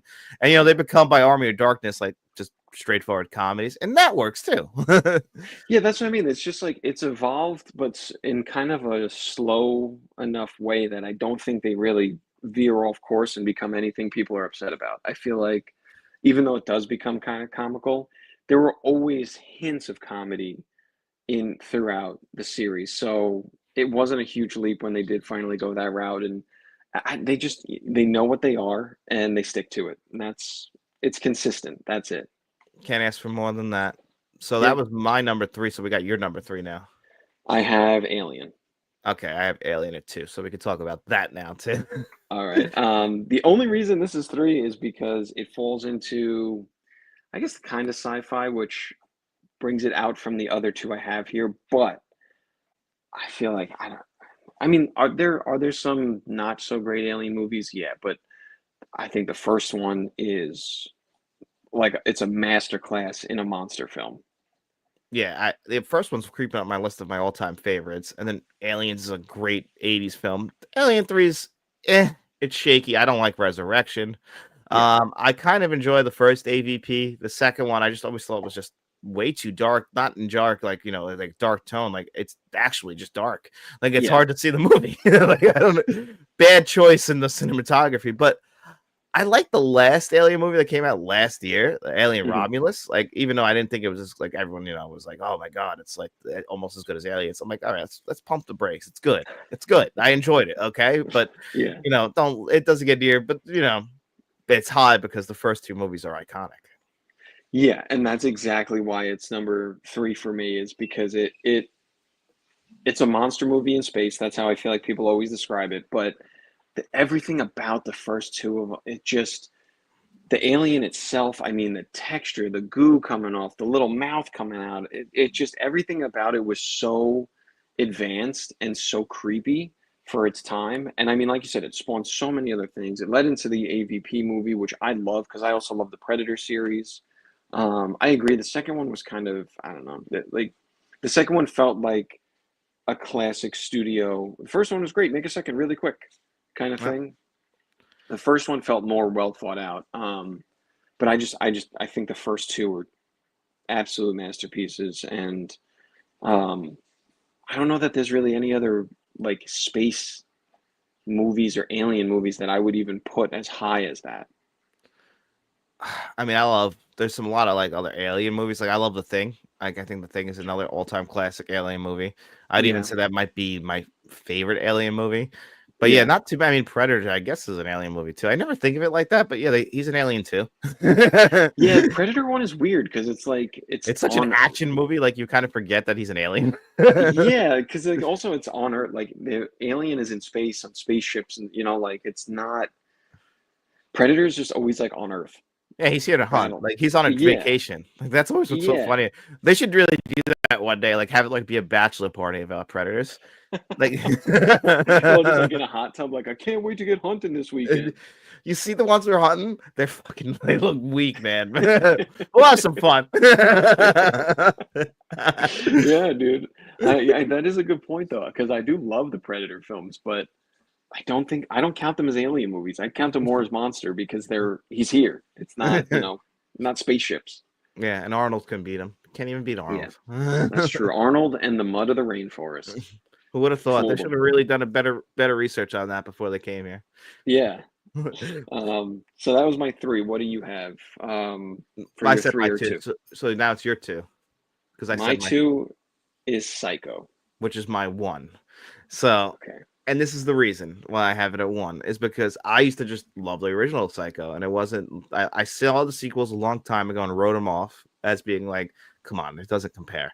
And then I watched them, and I even reviewed it with David, aka Shamrock Balls. The sequels are still really freaking good, especially Psycho 2 and 3. Like 4 is like, but it's still watchable. And I just think when you already have one of the greatest horror films, and then your sequels are good movies, I just think people forget that they exist. And they really shouldn't because they're really good 80s horror movies. The last one came out in 93, I think. And Anthony Perkins, I think it already died, but still, great movie.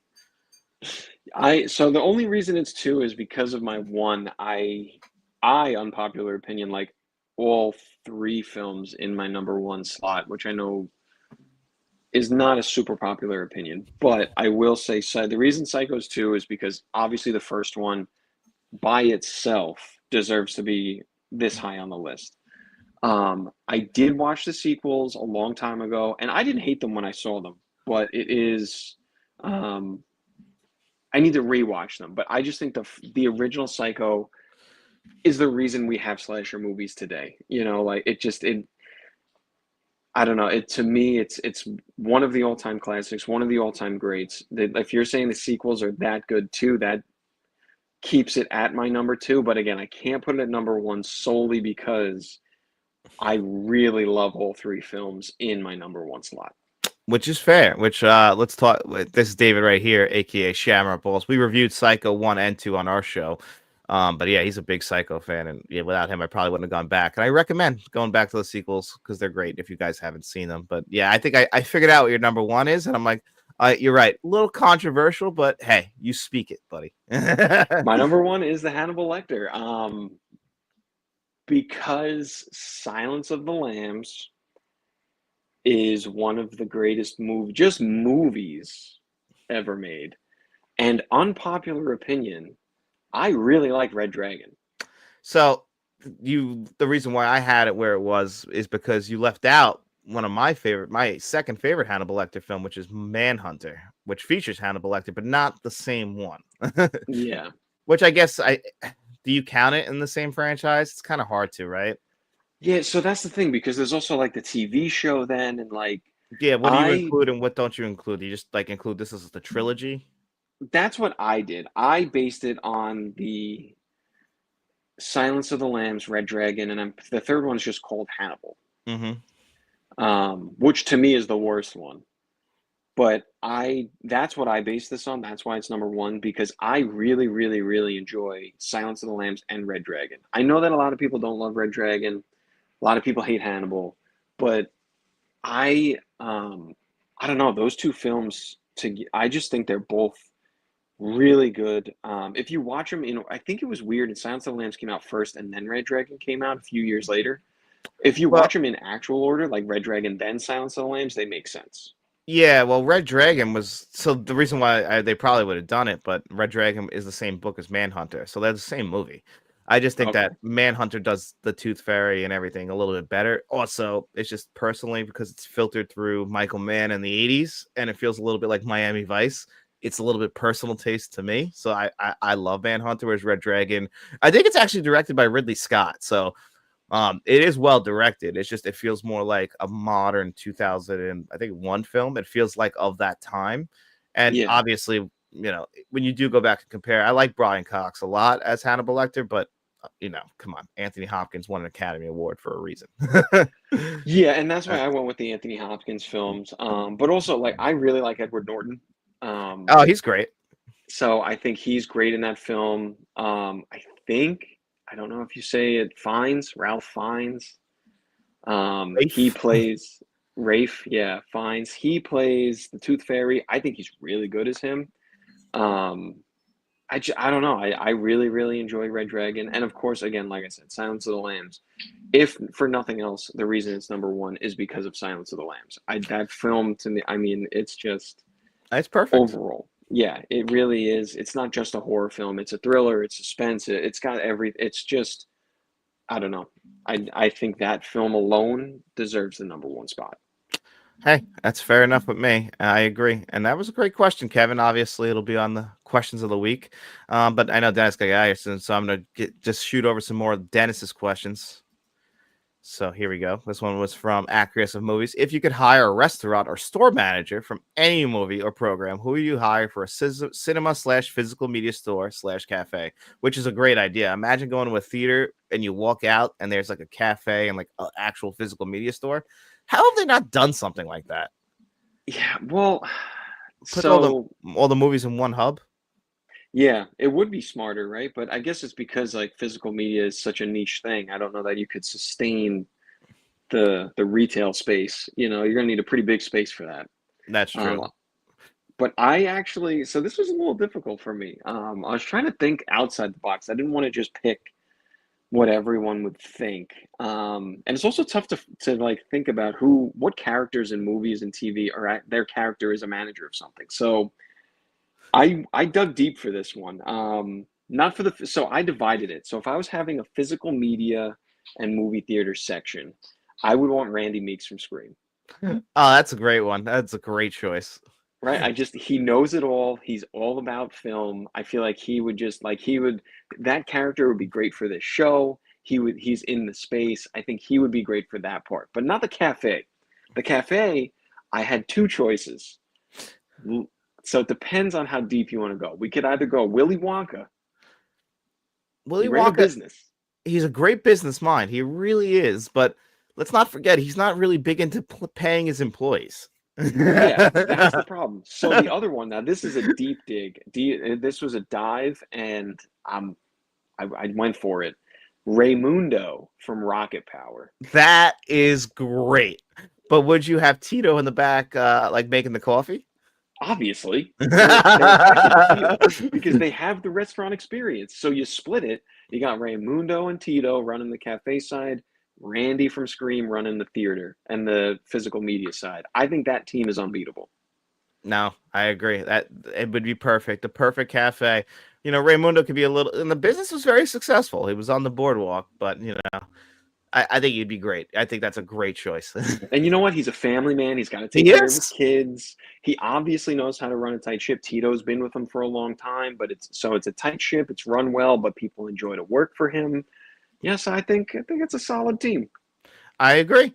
A nice choice. I appreciate that one. And this is the other one for you, which I figured you knew what this one. Would you rather go on a cruise theme for Speed Racer or Mighty Ducks?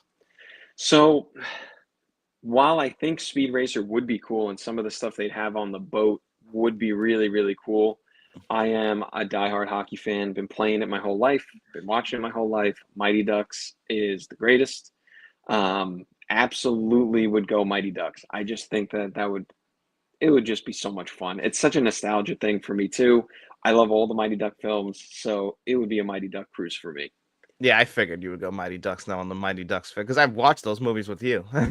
Yeah, I mean, listen, I love hockey, and it's Yeah. corny, and it's all Oh yeah. nonsense, but I mean, it's awesome. It's great nonsense. Yeah, it's nostalgia. That's like I was listening to a podcast, I think it was the other day, some of my favorite critics, and they do a saying like, if were you eight or is it great? Like, like That's fair. That's fair. I like mean, listen, I'll have to rewatch it because I may have just been eight.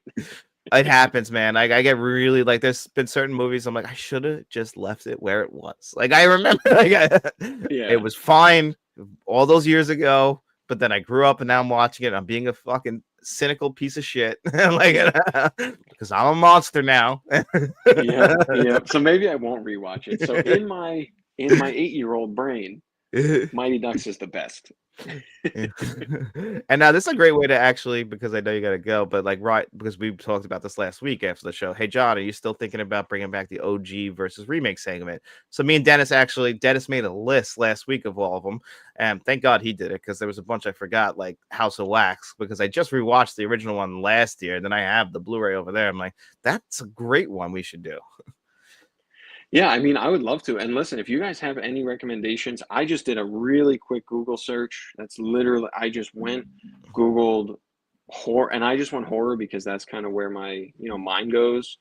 And so I figured, you know what, and I don't even want to acknowledge that comment Serbian film crew.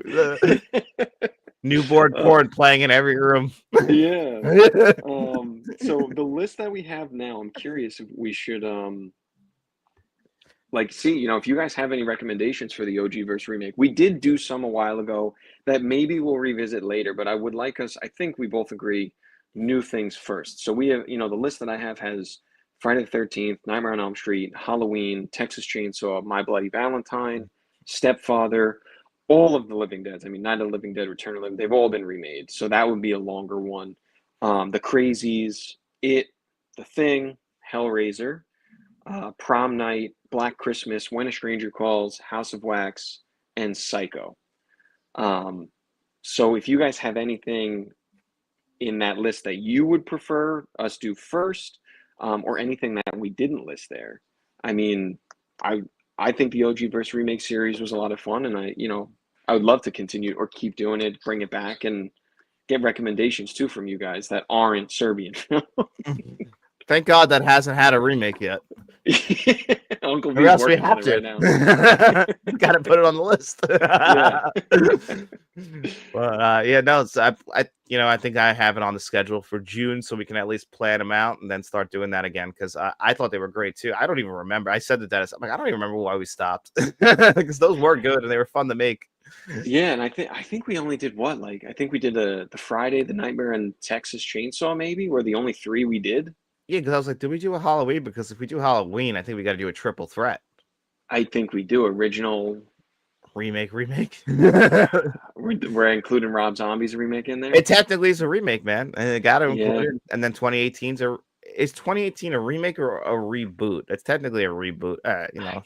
yeah. I mean, we could mention it, but I think that would be, if we're going shot for shot remakes, I think it would just be original versus Rob Zombies. Yeah, and nothing is a bigger shot for shot remake than Psycho. It's basically just different, replace the actors and colorize it. Yeah, yeah. Which I want to watch the Vince Vaughn one because I feel like If you take out the fact that he's Vince Vaughn, it's not that bad. But maybe that's just rose tinted glasses that I'm wearing. Yeah, I think so. I think if you watch them back to back, I think you might get a little insulted. Yeah, yeah, I'm gonna have to give that one a shot. But there are a couple on there, like Stepfather. I haven't seen the original in a really long time. The Stepfather Um, from if you remember, we did a top 10 80s list. That was on my top 10 80s horror movie list. I yeah, love that movie. yeah, I'm curious. I think we should keep a little tracker too when we do it of We should. how many times we prefer the original or the remake to see at the when we're like 10 or 15 videos in, is there a trend or is it actually a split? Like, can they remake a movie and make it good? It's a fair point. I think that'll So be I would great. definitely be down. Yeah, any suggestions, any recommendations from you guys for the OG versus remake?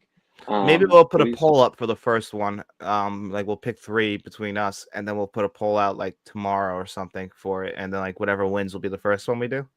Yeah, that works. That'd be really cool. Yeah, that way we let them choose. Yeah, 100%. And then yeah, I do have to bounce, but thank you guys for the questions. Keep them coming. Love answering them. Love those lists too, Kevin. Keep the franchises coming. It's keeping me on my toes. So appreciate it. All right, buddy.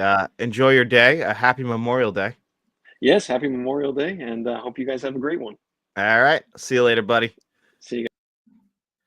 All right, guys. So it's just me now for the rest of the show. Let's get rid of some busy work. We'll do the digital code giveaway. Hey, Obi. Can't really see him, but he's standing right here. So we'll do that. We'll add this to the stage. I can remove this, and we'll add this to the stage. We'll do our digital code giveaway. You see your name on the wheel. Let's see who this week's 2 lucky winners are. Well, I set the wheel up and everything. We'll talk about next week's physical media giveaway as well, which I have the movies over here.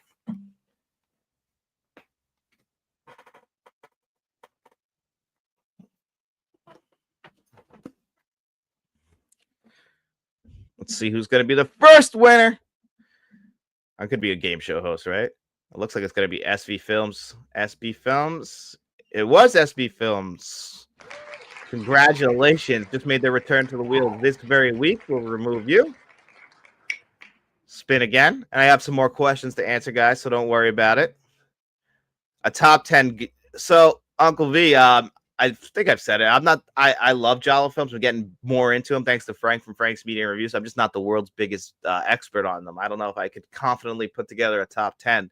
Luckily, Frank is always mentioning to me good Giallo films to watch. Actually, last week, 2 weeks ago, him, Mid-Level Media, a bunch of other people did a top 10, top 5 underrated Giallo films. Got some notes from that. I just watched Zombie. The Physical Media Collector from Blue won the second one. Congratulations as well. So for you guys, reach out to me at let's talk entmt@gmail.com or Instagram. I think actually last time me and Physical Media did it on Gmail. That's always the best way. Instagram can be finicky sometimes. Sometimes it won't send me the message. I don't know why, or it'll make messages disappear. Email's always the best. And then every week we also do, not every week, every month, if you are a channel member on the director's tier or higher, or actually producer's tier or higher, if you're a producer, we do a physical media 4K Blu-ray giveaway each month, or it's just something I think is really nice. And right here, next month, we will have, wow, I guess I'm going to have to remove this background for this, aren't I? Ooh, that's not good because it's a little bit messy in here. We'll have to switch it up, though, because it's not letting me do it with this visual background. We'll blur it. How's that work? But yeah, so 2012 is one of your options on 4K Blu-ray right here. Bill and Ted's Excellent Adventure.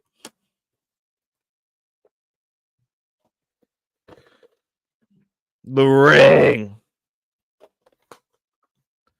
Color Out of Space. Crank on 4K Steelbook. Actually, this is one of those Lionsgate 4K Steelbooks. Weird, the Weird Al Yankovic Story. And Pulp Fiction. And we'll probably be adding more for the July giveaway. Also, for the 5,000 members, when we hit the 5,000 subscribers, we're going to have we'll have a physical media 4K Blu-ray giveaway as well. More than likely for Jaws, the 50th anniversary 4K Steelbook is coming out. As long as we hit 5,000 subscribers soon, that's probably what we're going to end up giving away.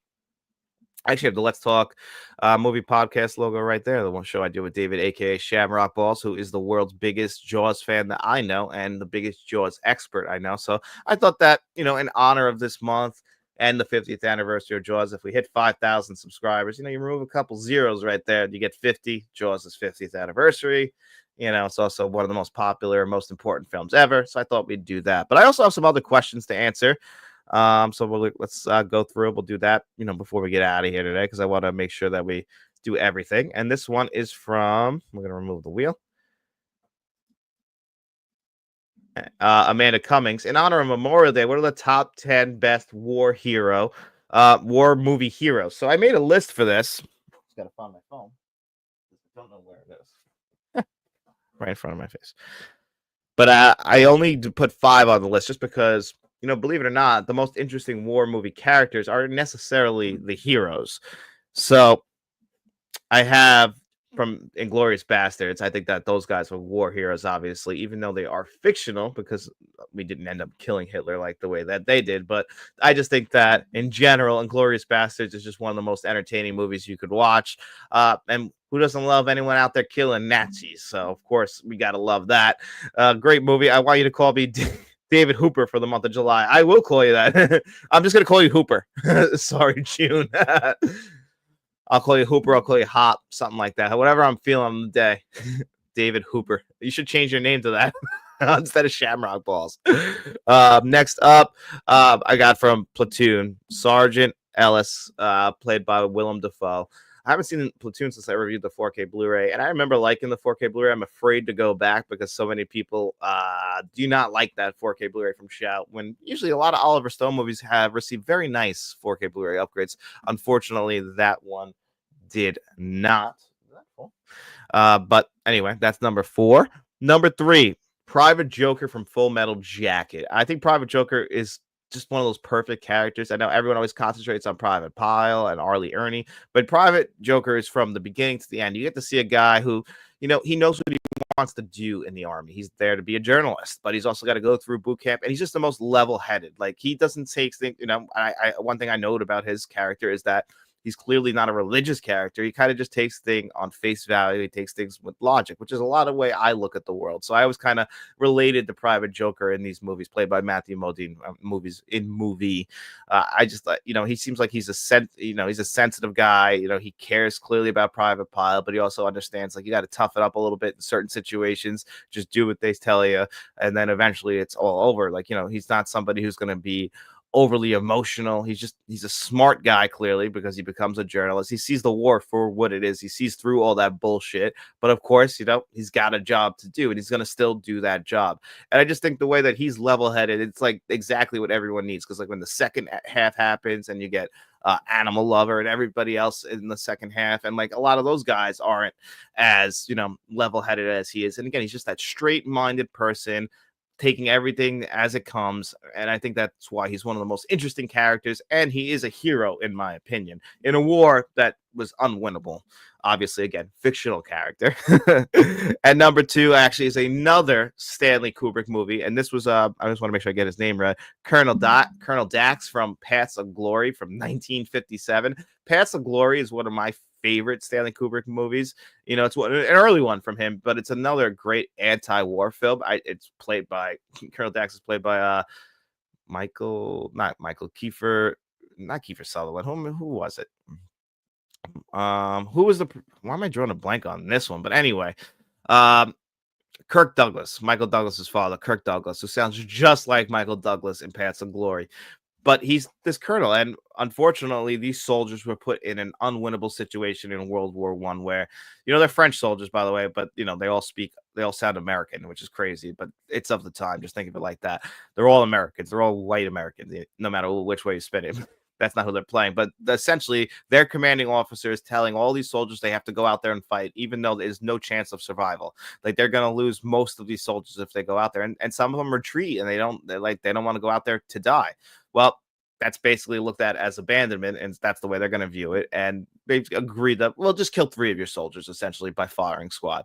Colonel Dax is there to represent them in court, explain to him the bullshit of all this and how you put everybody in an unwinnable position as it was. And, punishing these guys and sending them to their death is unfair. And he just shows that he's a hero because he's able to actually stand up to these men who just don't care. They're sitting. One thing that a lot of great anti-war movies show you is that the people who make the decisions about going to war will never actually go to war themselves. That's why I almost have no respect for any politician, is because for the most part, there's some politicians who've gone to war, but for the most part, it's people making the choices who would never get their hands actually dirty and have no problem sending a soldier out there to die, which, on this Memorial Day is sad to talk about, but that's what happens. You're fighting for your country when your country, the classic saying, don't ask what you can do for your country, ask what you can do for your country, or don't ask what your country can do for you, ask what you can do for your country.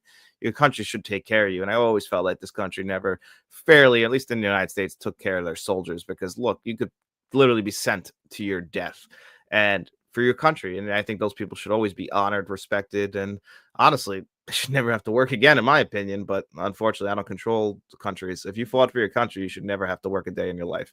And number one, speaking of great movie, Soldiers Saving Private Ryan, Captain Miller, played by Tom Hanks. I mean, this guy literally died for another man just because he felt like, a mother had been through hell. All of her other sons are dead, and it's important for him to go home. It's important because war is horrible. War is death, and there's nothing worse than war. And it's stupid and nonsense, essentially. But like, this mother just lost all her kids. Tom Hanks, a teacher back at home, a regular guy. He's out there fighting this war in World War II with a bunch of this group of soldiers, guys you care about, because it's a Steven Spielberg movie, a well-made Steven Spielberg movie at that, one of his best, in my opinion. It's so well done if you've never seen the Normandy beach sequence. But really, if you boil it down to one character in all the great war movies who I think are a hero, like, you could put like Patton on this list, but Patton, he's a very, very, very flawed hero in a lot of ways, so I couldn't put him on here. And like I said, go to Apocalypse Now, or everybody in those movies have like flaws, so I couldn't include them on this list. But that was a great question, Amanda. Thank you so much. Let's see if I could find any more on here. Let's see what this one says. Oh, this is a good one from Uncle Charlie. And he said, in your opinion, who is the king of Westerns, John Wayne or Clint Eastwood? I always feel like these are the two that hover to the top anyway when you're talking about classic Westerns. John Wayne, but it's also like when you talk about like football or basketball or any sport, like, they're the best of their generation. Like, when people compare LeBron James and they compare Michael Jordan, like, who's the best? Well, they're both great because they were both great in their own generations, in their own time. John Wayne had a different era of making film. He made it. John Ford was a lot of the time his director, and think about what movies were like. Like, they couldn't be as raw or dark at the time compared to like when Clint Eastwood was like. Clint Eastwood got to make Westerns in the 60s, 70s, and 80s, 90s. Whereas John Wayne, there was a code in place where they couldn't say certain things. Like The Searchers, they couldn't like outright say that a rape had happened. They couldn't say it. He's like, you want me to spell it out for you? Like, we have to leave a lot of stuff left in the subtext because of the time. But that doesn't mean that those John Wayne Westerns are bad. No, I mean, The Searchers is one of the greatest movies ever made.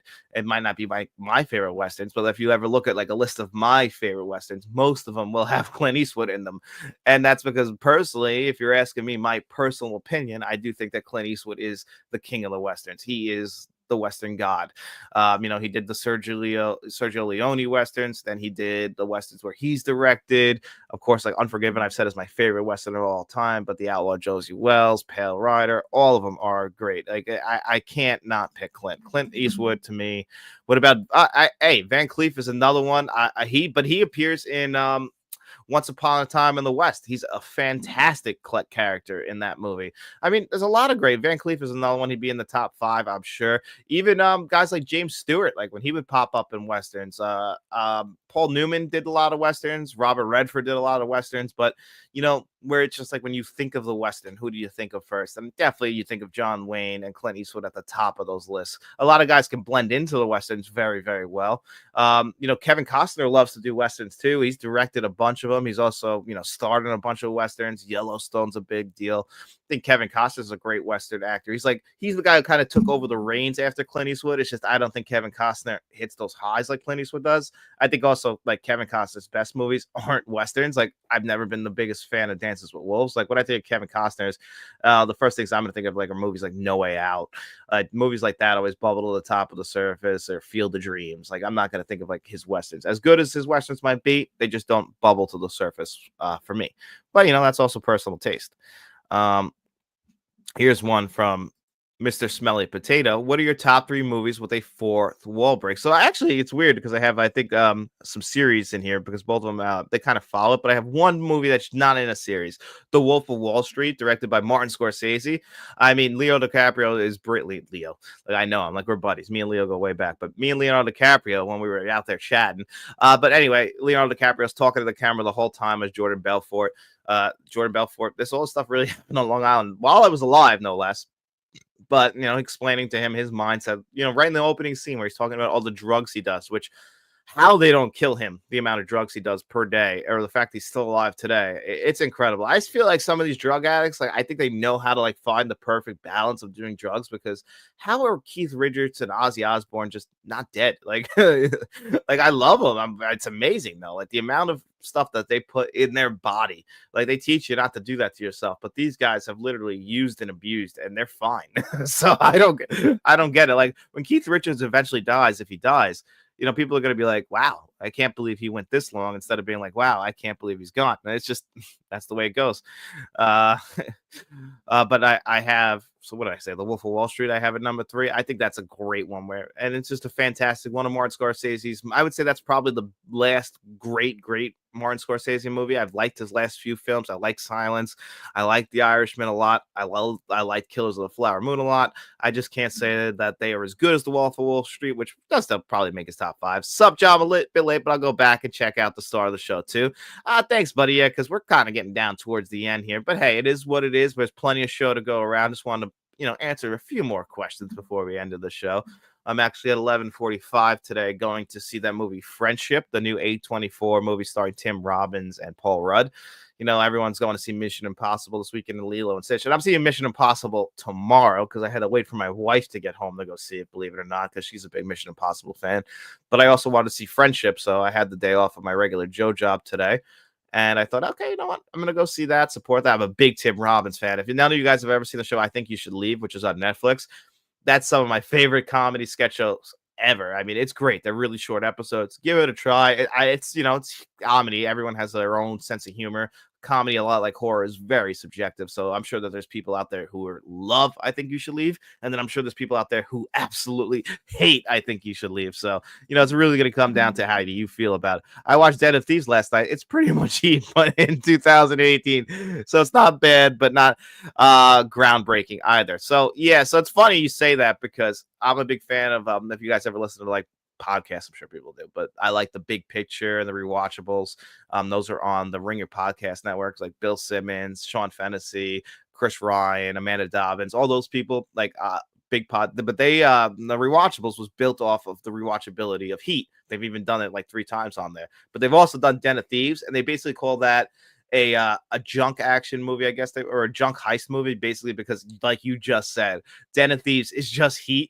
It is just Heat again, which is fun. There's so many, like, Die Hard's Die Hard, right? But how many movies did we get where it's Die Hard on this? Air Force One is Die Hard on a plane. Speed is Die Hard on a bus. That doesn't make the movie as bad. Like, I love fucking Speed. I don't care. But, they're always going to live in the shadow of Nakatomi Plaza. That's just the way it goes. Continuing the fourth wall breaks. Next up, I have the 2 Wayne's World movies. Wayne's talking to the camera the entire time, explaining like we're basically with them. We're with him and Garth. Garth talks to us too, and sometimes other characters too as well. I love it when they have Ed O'Neill talking to the camera in the first one. They do the joke again in the second one to a lesser degree, but why is it that when a person kills for this, it's a passion, but when I do it for love, it's murder? Great stuff in the Wayne's World movie. True that. A good story. But and then at number 1, how do I not have the Deadpool movies? Deadpool 1, 2, and Deadpool and Wolverine. The big thing about those movies is it's playing with your love of superhero films and having Ryan Reynolds as Deadpool talk to the camera. He knows he's in a movie. He's making fun of all the other superhero movies. They're satires of the other superhero films. That's what they're doing. They're basically scary movie, but for the MCU and the DCEU. The movie probably wouldn't be as funny if you hadn't seen those movies, but they're perfect. I love the Deadpool movies. They're some of my favorite superhero films. I like the tone like that. Like if I want to watch a darker superhero film, they exist. Superhero films now, comic book films now, are essentially what westerns were in the 60s and 70s, or in the 50s and 60s, and even into the 70s, and somewhat, the 80s, the western had disappeared. That's what they are nowadays. Unfortunately, we're kind of at the tail end of the superhero comic book film craze. You can see what movies are doing good at the box office. Like this year's most successful films are Lilo and Stitch, and that I'm always going to forget the Jack Black film because I never played the game, but people absolutely love Minecraft. Minecraft is another one that's the second highest grossing film of the year. The movies like a lot of us go and see nowadays, independent films might not do that great anymore, but look at a movie like Sinners. That's one of the highest grossing films of the year. That's an original film. And movies that didn't live up to their expectations, movies like then Thunderbolts and the new Captain America. It's going to take a lot, I think, for the MCU to win people back. And I think what they have working against them is just fatigue. I think that it's been a long time where superheroes were number one. Since 2008, I would say superhero comic book films have been the number one draw at the box office. And I think things have changed. I think right now it's just mainly looking at it like, look how bad those movies are doing. I think it's, family films are still front and center, number one, because it's just something that parents can take their kids to the movies and have a great day. It's going to cost you a lot of money. That's the only thing that I really can't say is good about theaters right now, is like the expense of it. But then the other movies, they just never really do meet expectations, the adult themed films. But it looks like things might be changing. Maybe people want something a little bit thinner, want something a little bit, more, I would say, intellectually stimulating, something like Sinners, something that's going to be a little bit, for you to sink your teeth into. I just don't think that comic book films are going to be that anymore. And in saying all that, I still love the Deadpool movies. Sorry about that little rant, but it's just something I want to talk about. Let's see what else we have. If I have any more questions this week, because I think I have at least one more, right?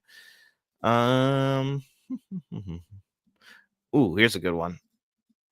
This will probably be the last question for the week, and then I'll tell you guys who won last week's question of the week and who is this week's nominees for question of the week. Spoiler alert, this one will definitely be one of them. What do you think is the reason behind people wanting to collect things? So this is very interesting, because what does drive us as a collector?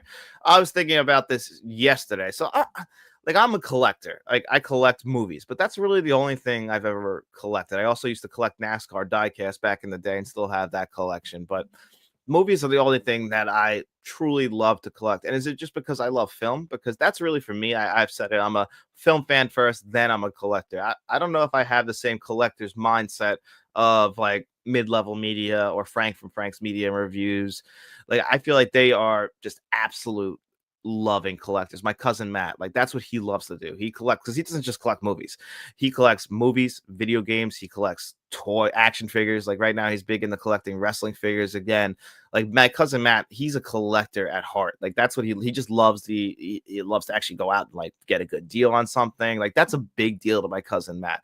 I can't say I have that feeling. Like for me, like when I go buy a movie, it's just because I want the movie first. Like good artwork is great. I want, like, if it's my favorite of mine, I want it to have the greatest packaging in the world on it. But I better like that movie. I'm not just gonna get something because it's rare. It's just not how I am. Booty and treasure.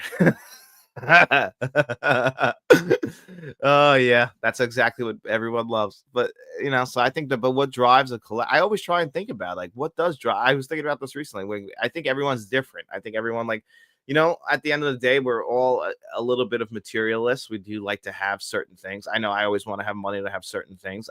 I would say I'm definitely a lot lower maintenance than most people, but I do want my movies. I do want my nice TV. I want my nice sound system in my house. Like I don't really need anything else. I'm not really a big car guy. I have no problem driving around my 2017 Nissan Altima until that thing dies. It's just not my thing. So obviously you guys probably see my clothes. I wear like the same stuff also. I'm not a big clothes guy, so I have no interest in that, but I will spend my money on movies, and I love to like collect things like that. But I'm just not somebody who's like, if I see something rare, I don't necessarily need to have it. Like it's not something like I have to go out of my way. Like it's got to be in a fair price point for me. I'm just not one of those types of people, but other people are. Yeah, what's the difference between a collector and someone who likes to watch a movie? Guess if you collect something, then you feel compelled to buy all of them of what you that you see. Yeah, like that's the other thing. Like I feel like people like will see movies like and they want to grab them, but and they want to have them all in their collection. I just always have worked on the mindset when it comes to. I did a video about this, but like when it comes to collecting, you know, you have to I don't have enough time in the day. Like I have over 1,000 movies in my collection, and that's kind of like the sweet spot. I've thought about like what am I gonna do when I have to get more movies, but I'll probably just cleanse the collection. Like I'm 33 years old. I'm never gonna be able to watch all of my movies until the end of time. It's impossible. I'm still an asshole who'll go back and watch Batman 89 4 times a year and spend my time doing that, despite the fact that I've seen that movie a gajillion times. It doesn't matter. I love it. The Terminator, I love it. So that's going to take up part of my schedule. I still see new movies all the time. So it just doesn't seem logical to keep the movies. And I'm not somebody who likes to go back and sell things. I like to like when I have extra movies, I give them away. It's just I don't like I'm not that kind of person. So like but people love that aspect of collecting as well. The buying and selling aspect, meeting other collectors is just not for me personally. Never park near an Ultima. Oh, don't park. Uncle Vinny can tell you about guys. Sorry. I have dogs. And I'm sure somebody just walked by the house and they're losing their fucking minds. Uncle V, what kind of reputation does the Ultima owner? Uncle V, you keep your mouth shut. No, I won't lie to you guys. When it comes to driving, you're not looking at the world's greatest driver. I also don't have the world's greatest vision, so it might be a little bit of a danger for some of the other people out there on the road when it comes to me. But I don't take risks. All right, I drive to and from work. I go to the movies, and that's really it. I stay in my lane. All right, I get approved. Man, that's a funny one though. But guys, it's looking like it's going to wind down for me. Let me tell you guys who won last week's question of the week. I think it was Kevin Kruger again, but I made a mistake last week, so let me make sure I don't get it wrong this week. I mean, someone will jump in there, but this is 5 days ago, right? Question 2 was the winner, and question 2 is Kevin Kruger. Rank the horror franchises, and just to let you guys know, he did another similar follow-up for this week's show, Rank the horror franchises. That is one of the questions of the week for next week's show as well. So make sure you guys vote on that. I'll put a poll out for that. The other one is going to be Amanda Cummings, the top war heroes in movie history. I thought that was a great one. And then, of course, Mr. Smelly Potato. We can go with 2 of them, but I'm going to go with this one, actually. What do you think drives a person to collect? I think that's a good one. So those will be the 3 questions of the week for next week's show, which will be back to Tuesday. This week, again, I had a doctor's appointment, so I had to change things around, so I couldn't do tomorrow morning. So it's going to be next Tuesday, again, back to a regular 7:30 a.m. I'll also put a poll out for the OG versus remake. I'll pick 3 movies. I'll talk to Dennis, and we'll put a poll out for those 3 movies, and we'll let you guys know what they are. Whatever wins, that'll be the return of the OG versus remake series that we started back in 2022. But anyway, guys, thank you guys so much for joining me here on this Memorial Day morning. I hope a lot of you have the day off. Happy Memorial Day if you served. I'm not going to say their names because I don't know if they want me to reveal it, but, thank you to somebody who's in the chat who served as well. Obviously, those are the people who should be most honored on a day here in the United States today. That's who the people we respect as the members of our military. And I just hope you guys all have a great day, and I'll be seeing you around.